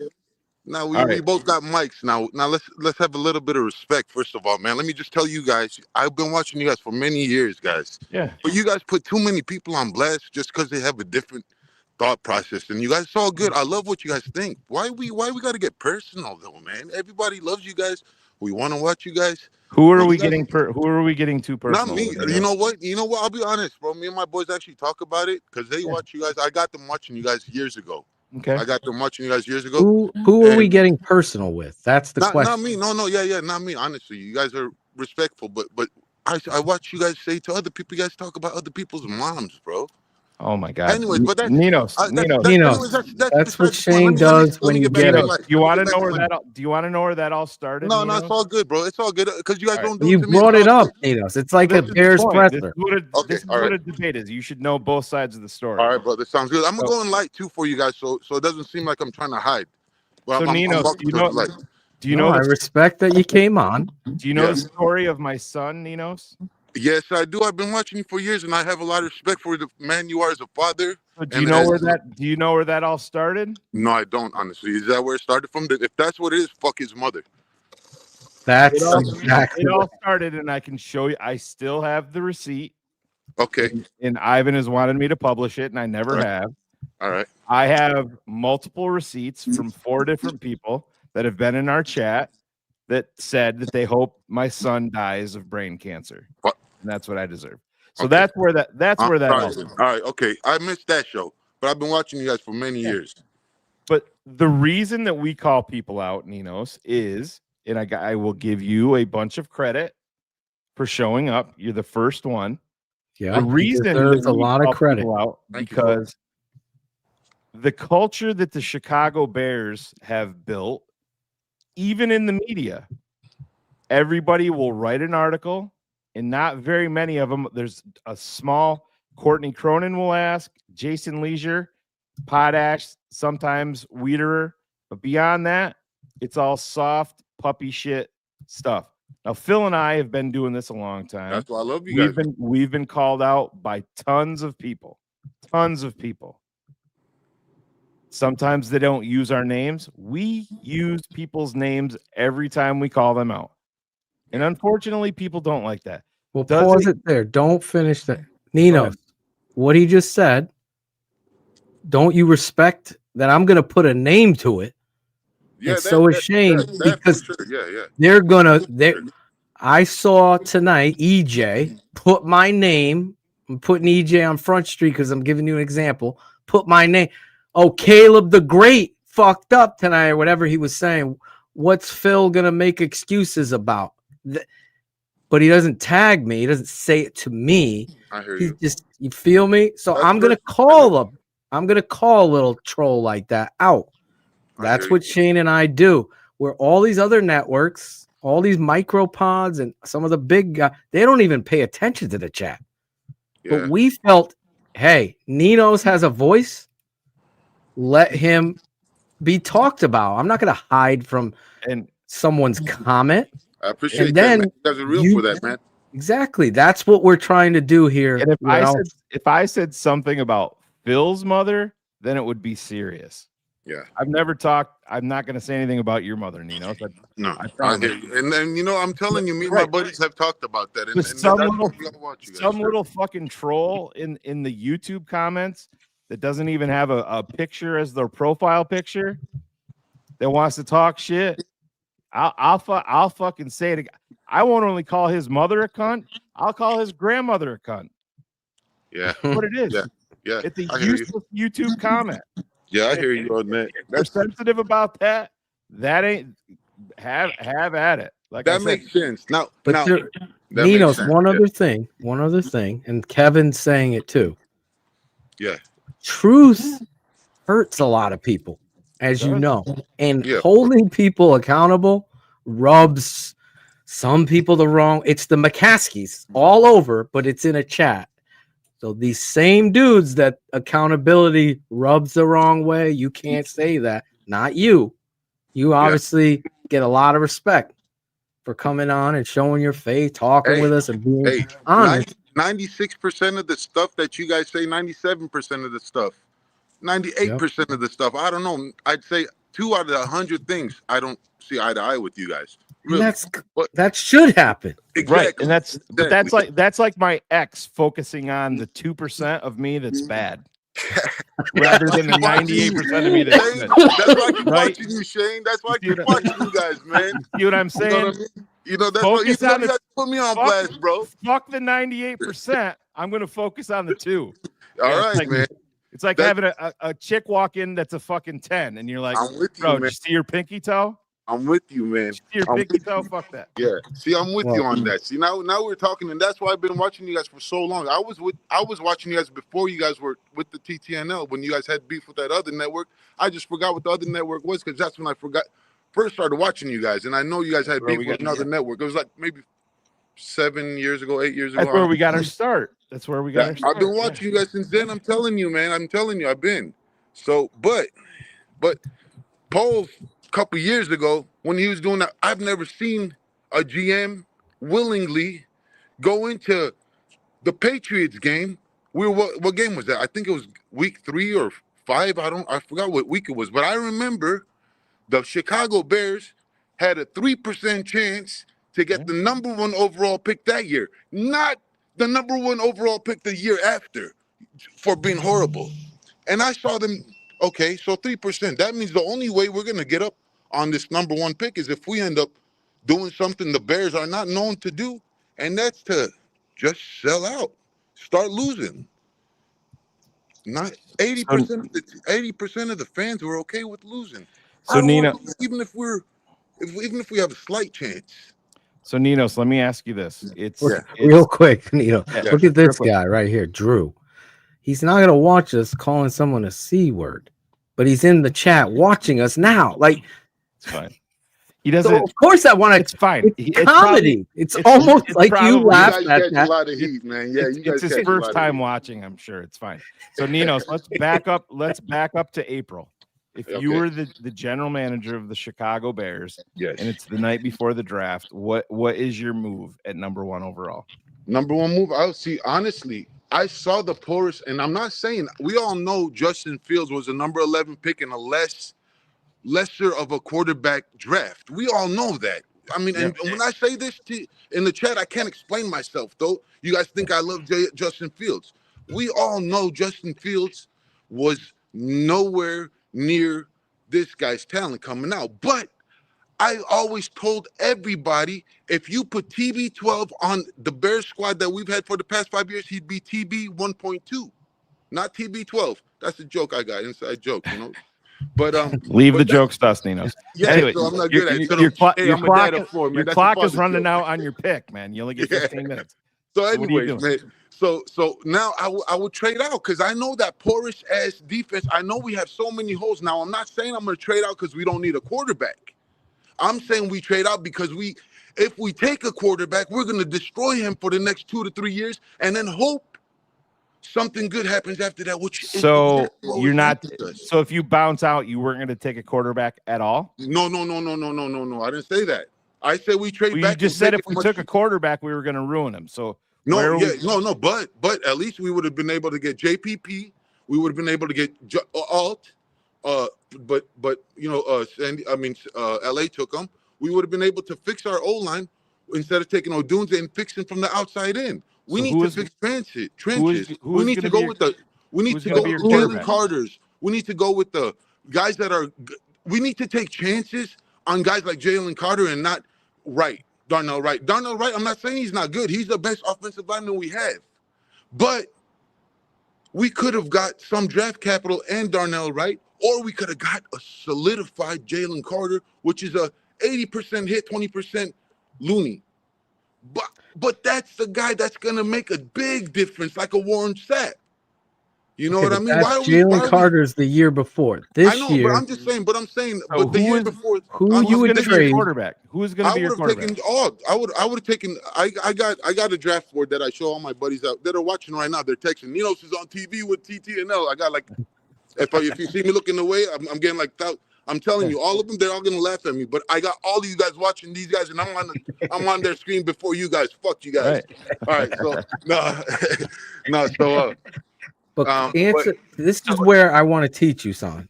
You can't pass on the quarterback. No, I know. That's going to change. But you could ruin the quarterback, though, Phil.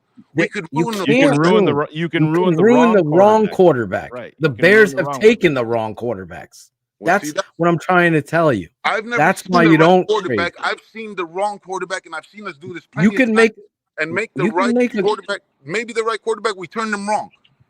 This guy might be where was the right quarterback that the Bears? No, they could have been right.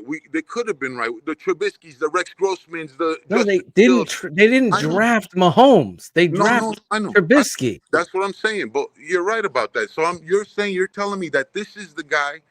This is the guy that's going to take us out of that. I'm the one that's saying I've been smacked by this woman beater so many times that I don't trust him every time he raises his hand now. You know what I mean? So you're going to tell me to trust the fucking McCaskies on doing what you telling me they're going to do? That's why we're doing this show. Because we have to push the McCaskies. So, Ninos, if you're trading down, who is going to be your starting quarterback I take Michael Penix. I thought Michael Penix was going to be a second round. I'll show you my draft board if you want. I can send it to you. I got it at the house. That was going to be your starter for 2024, I thought it was going to be a second rounder. No, I thought we were going to have Justin Fields. Yeah, I thought we were going to have Justin Fields as a So you were going to pick up his fifth-year option? No, of course not. Unless he came out balling this year. I mean, but we should have known that after year 3. So we saw what he did after year 3. So your move was Michael Penix. No, not he would have traded down. McCarthy traded down. Go all JPJ. The guy that went to he went to Texas. JPJ? Why am I drawing a blank? Justin Paul's JPJ from that went to the Raiders. Center that went to the Raiders. Oh, jeez. All right. I don't agree with that. I would have got I mean, you think he's not better to put us in a better position than where we would have been right now? I mean, as good as this guy is, look what's happening to us. Yeah, but it's not because of him. But those guys would still have it. Would still happen. It's because we have so many holes. It's still happening. You can't pass. You can't. I don't. You can. All right. No. Here's why I don't, though, Shane. I can't pass on Caleb Williams. Generational. Now tell me this. I've never said he's generation. I think that's a lazy label for people to use. Okay. That for people want to use that specifically for coming onto a show like tonight, or people want to use it as he's generational. This kid has played in 16 games, right? Yeah. His rookie year is almost over. He could be generational still, yeah. And people are writing. People wrote this kid's story after the Tennessee game. Right. Yeah. It's just like they've written it. But here, you wanted to give Mitch year 4. I mean, and that next year's year 5. You mean Justin? Not Mitch. Yeah, I meant Justin. This is Justin Fields year 4. If you want to look at it like I'm giving it to Justin Fields, you could say that. But what I'm really doing is I'm building it for the next guy that I know Justin Fields is not going to be. But Justin Fields could have still won us a couple of games, like the game he won against the Niners. Or, here's where the whole thing falls apart. The head coach that the GM kept was the problem. Yes. Justin can't overcome that. Stuff 100%. So the coach was the failure. Caleb Williams, when you address quarterback, you have to go over by the talent. Okay. The talent in college on the tape, 100%. For me, was the best I've ever scouted. 100%. Therefore, you can't say, well, our coaches and our culture sucks. We're going to pass on that. Let someone else get it. Otherwise, you're sitting there 10 years from now talking about Mahomes again. You have to take the talent when it's there and you're number one. Now, you can make an argument about Odunze, 100%. You could say, right there. We probably should have got an offensive lineman. Like I went that. We or went to the my guy Brock Bowers. Yeah. You could have done that because that you can, but the quarterback, no. This is where we all have to understand that that's the holy trinity. It's quarterback number one. And I'm telling you right now, you can't talk both ways, not you. Yeah, and I hear you. Mr. Tomlin is one of the best coaches in the entire NFL, culturally, understanding the players in the locker room. He is not going to put a guy that's going to help them win on the bench. Oh yeah, see, you guys He are making understands. it seem like I'm here for JF1. I'm not. No, but I want to get this out of the way because that's why you don't stay with JF1. Oh, You yeah. take the best. So now look what's going to happen on the other side of this perspective that you're saying. Now it's going to take us. We know this year's gone. It's going to take us at least 2 years to solidify an offensive line. It doesn't have to be that. No, but by You the have time free agent money. we know, come on, Coach Artesian. I'm telling you, I've been around the NFL my whole life. Look it up. How many every now and again you'll see somebody that comes in and hits that home run. last place teams have gone to first place? money. It's You happened have- every time. You have But money. But here's the thing: that those are the teams that already have the trenches solidified. When they have That's the where we're trenches critical solidified- of polls. Yes, but now let me get to my point. My point is, I love Caleb Williams' talent, but you know how long it's going to take us before we could emphasize his talent because we got the trenches right? It's going to take us 2 more years. Now, I don't agree with that. It doesn't have to. Either. Well, I mean, You could be taking 2 linemen. Well, this GM could be fired next thing week. about it is you don't Ninos, where you fall into the trap is I think everybody thinks that you need to be elite across the board on the offensive line. You get to average. Yeah.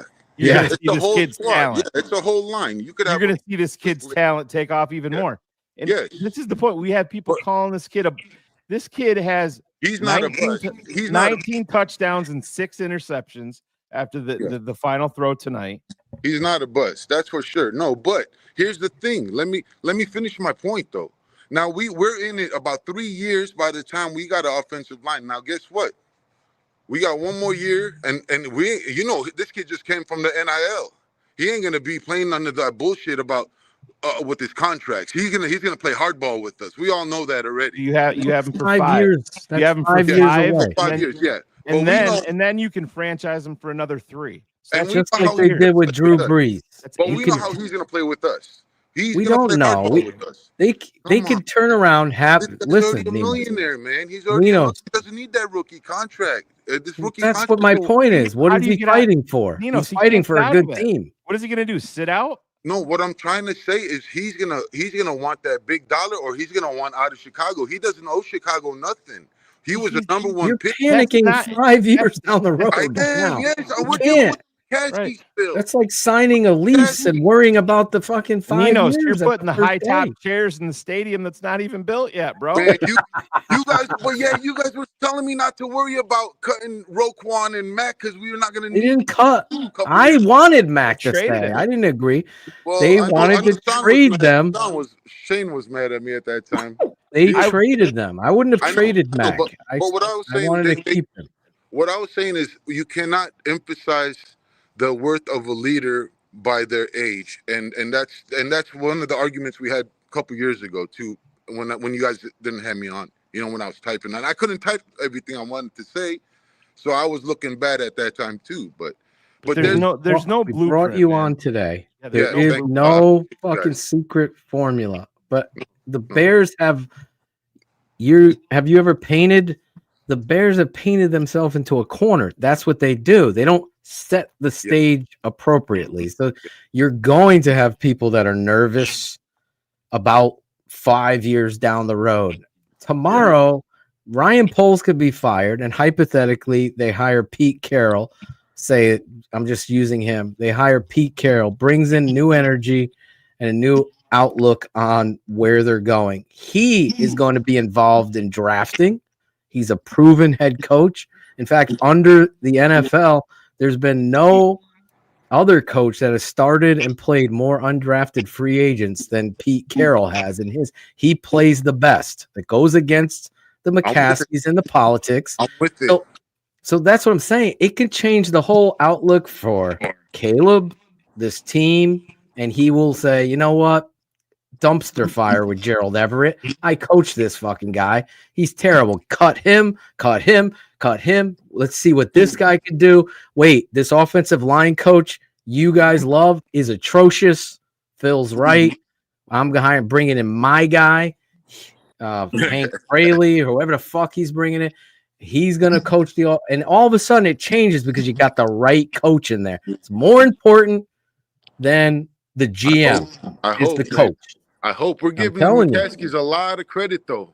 We're giving the McCaskies a lot of credit. We're giving them no credit. Giving them no zero. No, That's the point of calling them out. Yeah, I know 100%. I know what you're saying, but I don't think they're going to be able to get it right in such a short time. Is what I mean, and we're going to ruin Caleb Williams as a Bear. Is what I'm saying. We're gonna cover it, and we'll see. We'll come back to this. I hope so, man. I will. We will. I don't live. Right, man. I hope as much as I've been abused by the Bears, I'm not living my life with what ifs later. I want the now. I think that you're reaching a little bit in fear. I think if I would have told Ninos that through week 17, Caleb would have been sacked 67 times, you probably would have told me that he would be ruined, right? Yeah, and you're right. He has more mental fortitude. Is he ruined? Is he ruined right now? No, not yet. But I see a little bit of antics here and there coming. You know, with the with him. But when you see a quarterback and his number one receiver clashing a little bit, there's something behind it. Just like who's he clashing? I don't know. But DJ Moore is not having the same. He's not up here as he was back then, and I blame that on leadership. See, here's the thing: you're 100% that's where right. you go. A loser coach. Yes. A loser coach. Yes. A losing culture. Yes. Listen, Yes. I all levels of football. Losing takes its toll on everybody. Yes. There needs to be someone that's going to rise above it. 99% of the time, it's not a rookie. Yeah. So everybody wanting this guy to stand out above everything and make those generational throws. Well, you got to catch the ball too. You got to be a playmaker and help them out. You got to be able to step and block. You got to have answers for all-out blitz. I like him, Phil. So that's where I'm like, it is what it is now. Get behind him, and we have to bloodden the McCaskies. Just like I said, sell the team chance. Yes. I need the video of them saying, fuck the McCaskies. They have to be so embarrassed to do the opposite. Everyone needs to do that. So all of us have to do that. And if they get boat race, I'm rooting for them to beat the Packers, even if we fucking move down in the draft, right? I want them to beat the Packers. It's tiresome losing. But at the end of the day, this team, and we can list off DJ Moore, Keenan Allen, not so much for me, but DJ Moore definitely, Cole Kmet, they've quit. They don't run their routes with tenacity and effort. They don't make things happen. And there could be a disconnect there. Culturally, let down on a season full of losing, firing head coaches, putting their coaches in their wide receiver coach is now the OC.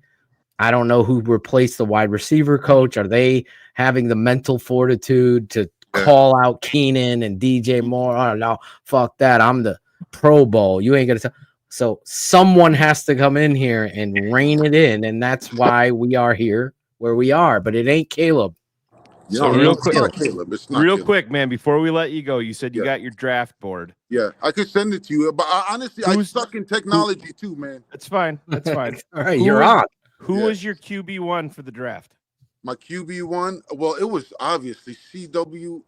Williams, obviously, man. But I saw the generational haul and the quarterback as a better way of being successful right now. That's how I saw it. I know he was. I didn't even think. I thought Jalen Daniels was going to be at the best. He was going to be Justin Fields. I don't think he was going to be even what he's doing right now. He did my he's played better than I had him earmarked for. Yeah, he's done He a lot has. better. I had, But he but also I has had Penix as my consistent coaching. Their I had offensive Penix line. and Knicks as my underrated guys. I thought they were going to slide to the round 2, or maybe I thought we are going to be able to push up maybe a little bit high in the round 2, but still be able to get a left tackle in the center and then get our quarterback is what I wanted. Not that that's a winning strategy, but I know that what we did right now for this year is not the right thing. Hopefully you guys are right. Hopefully you guys, from your mouth to God's ears, the football God's ears, they give us 2 Hall of Fame yellow jacket tackles and another Olin Kreutz. Olin, if you're out there listening, man, I grew up on you too, man. I love the way you punch. Never mind, I don't want to say that. You're boys with them now. But Fred Miller. Yeah. I'm just a fan. I'm not. There you go, right? And I hate that guy, man. That guy, that's the devil right there, man. And there you go. Well, I thank you for jumping on here, stepping up. Thanks, I'm man. gonna keep watching you guys, fellas, for years. We love you. People in the chat want to know if you're wearing a Justin Fields jersey underneath your hoodie. Hold on, let me show you guys. Just show you guys, because I wasn't. No, even planning on he's it, not. man. We're busting chops. I don't. You made me take He off my came scarf. on. I don't even know where I threw my scarf at. It was a Chicago Bears scarf, man. You made me all. We got to get it back. Where I you gotta go look get for it? it, man. I'm don't walking lose my that. dog. I gotta find Walk. my dog. Don't lose first, that. Retrace your steps. My dog is gone too. I think he He got left my it wrong. Shout out to your boys that are fans of the show that Your you helped dog them is out. now down at Michael Penix's house. Oh shit! Yeah. Oh man. Hey man, I appreciate you guys. Merry man. Christmas, man. Thanks for showing up, man. Hey, for You're the sure, only man. one I'll do that's it done again. it. Yeah, He's for all sure, right, man. Take it easy, fellas. I appreciate you Nino. guys. God bless. Bye-bye. Nino showing up. Yeah. The first one ever. Give him First credit. guy ever, man. Gotta give him credit.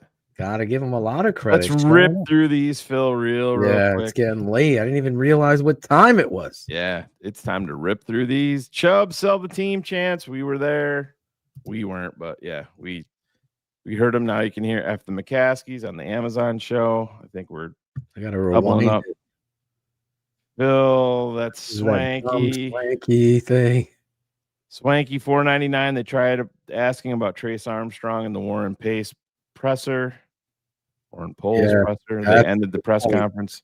So well, that's the thing. Joe Brady, who is his agent? Trace Armstrong.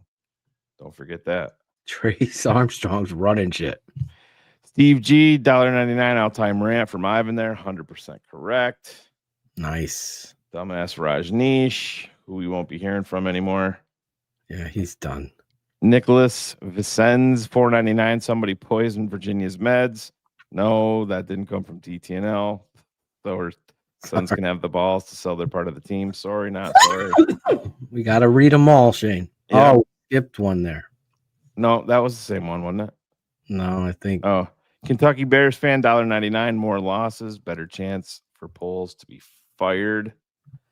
Let's hope, man. We're in agreement here. Caleb is a true competitor. This kid will keep battling and get better as well. The Bears have to hire the right head coach. If they luck out on that one, the Bears should be able to compete pretty quickly. I agree. And that was our bone of contention with Ninos. Thank you, Kevin. $9.99.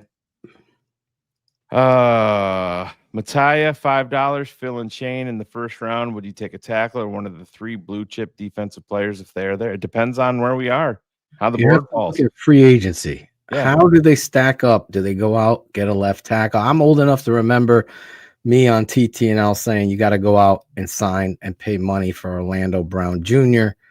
He's outstanding now. Just can't go into the draft and say we're going left tackle, we're going offensive line, no matter what. You gotta. That's how you get into trouble. Odds are there's going to be a guy there, so they're in good shape. Wingate 96, $10. Tight end screen from a bunch formation would hit different against all those all-out blitzes. 100%. Sometimes you have to attack the That's side what I of the was field telling where you. it's You coming have- from. You Elementary. fucking bunch it up to the side, and you leak it out. It's pathetic that it didn't happen. This is the thing with John, and it's right. You know, how do you let Poles present to Ben Johnson if Johnson doesn't want him here? You sit in on it, and you have to have enough mental fortitude. Listen, if I'm in the position that Ben Johnson is, I could give 2 shits if Ryan Poles is across from me. 100%. This is my shot. And if I don't believe in Ryan Poles, this is what separates Phil and I from people. Just like when we talk to Ninos, we will say it to your face live on air, just like we'll say it any other place.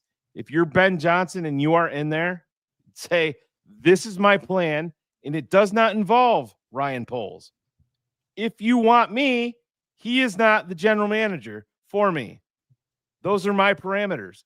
And it should not matter if Ryan Poles is right there in front of you when you say it. This is your shot at your job, your first job in the NFL as head coach. It doesn't matter if it's uncomfortable. You have to make uncomfortable decisions every fucking day. And if Ben Johnson can't admit that and say that in front of Ryan Poles, then guess what? That's a fucking major red flag to me. You have to be comfortable in being uncomfortable. Well, that's 100%. He has to be. He's already put that out into the universe. If you pay attention, what Ian Rappaport said was he said, and I'm paraphrasing, he's looking for the right team where ownership is going to support him and he's going to be able to do what he needs to be done. And if that's going to be cooperative, he's got to be comfortable with the people he's working with. That to me is him saying, I don't like Ryan Poles. I don't want him there. I have my own guys at Ray Agnew that he's bringing over here. And that's it. Well, you have to fucking do it. Same with Bill Zimmerman. Bill Zimmerman needs to bring his own. Can't be being fucking hamstrung. That's the same thing that you did to the quarterbacks, that you did with the offensive coordinator, and that you did with Chris Morgan. Now, let's keep him on here. I'm going to keep Morgan with Shane Waldron. That's like Zimmerman put the blueprint out there of Johnson coming over, Hank Fraley being his OC because he's the current offensive line coach in Detroit. And don't get all caught up in him being the OC. The real OC would be Ben Johnson. And then Ray Agnew, who's in the Lions front office, would be the general manager of the Bears. So that's where you would have your quote unquote synergy that the Bears never seem to have. Love. Oh, Nate Jeezy, FBA, $5. Swift is a gadget back at best. We had a shot at Barkley, but these cheap fucks didn't want it. They spent on a running back, guys. Everybody doesn't want to play here. If you are Saquon Barkley, why would you pick Chicago over Philly that has a top 2 offensive line? He's on the brink of setting the all-time rushing record in a season. Doesn't mean that they were in on Barkley. Barkley didn't choose Chicago. That's NFL free agency. Not everybody wants to be. You could talk about in that. They didn't want to pay him. Not the Bears. Swanky's back, $4.99. You know, we always hear the Bears have so much cap space. Why don't we spend serious money finally? It should be a no-brainer for Keenan back. I think that they have. I don't think Ryan Poles has went head over heels in free agency, but the Bears have spent lots of money in the past. They just haven't spent it the right way. He made errors last year and not going out there, yeah, knowing that you're going to fucking take Caleb, which they did, and spending on a left tackle. You thought you were going to have this 5th round kid, Braxton Jones, do it, and he didn't. And then you didn't address the center. You went the cheap route there. So he made those errors, thinking that Ryan Bates was going to come over, step in at center, backfired. And then you had the Nate Davis collapse. Right. So every move he made offensive line-wise was a failure. A failure. Yeah. Nate Geezy, FBA, $4. What do we need more in the draft? O-line or D? You need both. Both. Yeah. I don't think it's.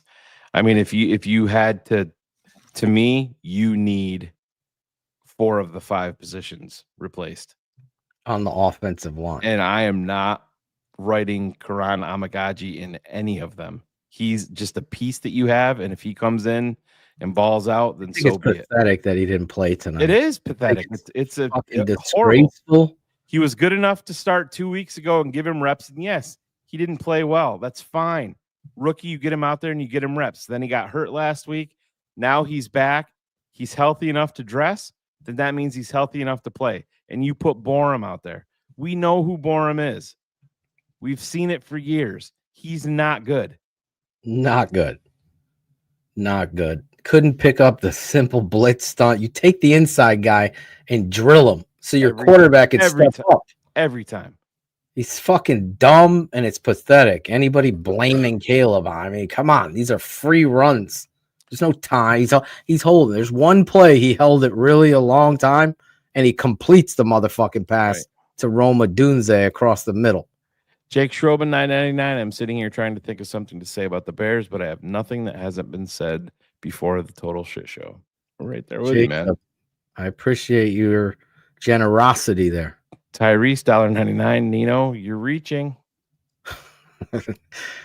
My guy Nino. I respect. I give him credit for coming on. You got to. But I do think that he was, I will say, just to keep it a buck. I think in the chat you can talk a little bit more, but then when you're on live and the light is on you, I think everybody tends to react a little bit different than they say they may in the chat when they get mad at us. I mean, the whole calling your mother a cunt thing has never been serious. It's just been a really bad joke that people are like, oh my God, I can't believe he's. Yeah, guys, I'm really calling this dude that I've never met in my life. I'm really calling his grandmother a cunt, and I'm dead serious about it. It's all been a fucking joke, guys. That started when the psychopath quartet were sending me DMs about my child at 10 years old, hoping that he dies from brain cancer. Imagine what's worse, actually typing that out to somebody that actually has a kid that has cancer, or making a comment on YouTube to somebody that you have no idea who they are or anything like that. Which one seems a little bit more serious? But whatever. Was it serious cancer though? I'll have to ask Braggs. Why not promote Ian Cunningham to GM, says PJ Alexander. You'd get your continuity. That's the thing. I like Ian. I think he's more confident in himself, but I also don't know what his involvement has been in all of these offensive line acquisitions. You know, he's the assistant GM for a reason. He could be like, yeah, dude, I think we got to go get Coleman Shelton. Hell yeah, we got to go. Let's put Borum out there. Don't know. To me, it's you make it. We don't know. I like Ian Cunningham. I think he's more of a stand-up guy, but we don't know his addressing of these situations. Now, you put yourself in my shoes, guys. Look at this guy's comment. David Lopez. Phil, enough. You give more excuses for Kaylee Williams losing than he ever could effing winning. Wait, where is the comment? It's right here. You don't see it? Oh yeah. No, I was just looking for it I could star it. Yeah, just star it, and then everybody look at the bottom of their screen, and then this is the kind of shit like. Bye, buddy. So he's gone because all of his comments are pathetic like that. Yeah, who gives a fuck? I mean, you know where he's going when you call him Kaylee. It's the weakest fucking argument ever. It's pathetic. Listen, it's Christmas. The Bears have been a pathetic disgrace when it comes to what it is that they and how they do it. What it is they do, the culture that they set, the history of it. We need to know how and why you're hiring someone. I'll get rid of this guy real quick. He's back. Oh, hey, Chris Foster. Now, Chris Foster's mother is an actual cunt. Come on, Nina. You got to admit that. Yes, Chris Foster's mother is an actual cunt. We have scientific proof. Yes, and she's she's a cunt. She is. And the whole Sorry, Chris. Merry Christmas. All he does is just troll every chat with the same copy paste. 16 accounts he has created. 16. Think about that. That's the shit we have to deal with. That's also the amount of men that his cunt mother has narrowed it down to. That's actually his Who's father. his mom? Yeah, yeah. Who's his dad? One of these 16, Chrissy. They were all here the same night. Oh my God. It just sucks that, we have to do that. And we all have to sit on our hands and worry and wonder that this organization is going to do something correct for once. And what is that? Even a clock is right. A dead clock is right once a day or twice a day, rather. That's what we're hoping that the Bears will be. Just say the sun shines on a dog's ass. Some days it's even better. That too. And when you double down on stupidity because it's recent and you come out and you don't look at the history here, you see pathetic hate towards a young rookie quarterback, mind you, that shouldn't be warranted whatsoever. Is Kevin Warren going to make the choice of getting rid of polls and freeing up the whole room to administer to every possible coaching candidate that we're open for business here and we need your best you, and why? And then when he's sitting there, that person, whoever it may be, and you hear the truth coming back at you about what they might know, don't know, or think of your organization, including the owner, you got to be ready to swallow that shit because you have no fucking leg to stand on. The McCaskies are a pathetic, soft family who have done some shady things in their lives to get to where they are, controlling this football team. Karma slapped them like the bitches they've been. Don't hold your nose up thinking that you're going to dramatically change something that your grandfather created without respecting the game itself. It should be respected. Don't stand there in front of the table and tell us Ryan and Matt are great leaders like Ted. You lose. You lose. Ted wasn't a great leader. Ted was an accountant. No, Ted knew how to make money, and that's what matters. That's all that mattered. The money. McCaskies. So now money shouldn't matter. That's going to come no matter what, George. So take the fucking umpire mask off and put your chin out there and take the fucking punches that are going to be thrown to you. Because I can guarantee, Guy, he ain't in bed. He's not. Yeah, you know what? Take a look at some of your season ticket holders tonight, George. There you go. There you go. Fuck the McCaskies. That's the text that's being said. Even fucking the backup quarterback. True. Austin Reed is over there giving the middle finger. Yeah, flipping them off. This is what you do to fans that have given their hard-earned money and their time to this franchise. Don't come out here with some corporate, pathetic word that you're going to get this right. It's just not. And no one's going to get a fucking medal for being a fan of this team forever. Like, that's what you should be. You know, you don't jump ship. To want to be right more than to see a winner is a loser's mentality. And there are a bunch of fans that are a bunch of losers. They're pathetic. All right. With that being said, we got to get the fuck out of here because I got to get to bed. It's late over here on the East Coast. Poor Shane. Yeah. Nobody cares. Don't. Hey, end of the day, don't focus on the 2%. Focus on the fucking 98%. Right? That's what we learned from. And it's also the fucking truth. So it is. It is. All right. Sign up, become a Patreon. I'll put the background, Ron. Where are you, Ron? There it is.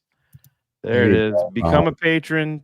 TTNL Network patron. The tapeneverlies.com to sign up. It'll be the free agency. $7 you ever spend. We'll have the draft covered. the coach covered, NFL free agency covered, Draft Bowl covered, everything. TTNL All Access is where it's at. We love you guys. Come check us out.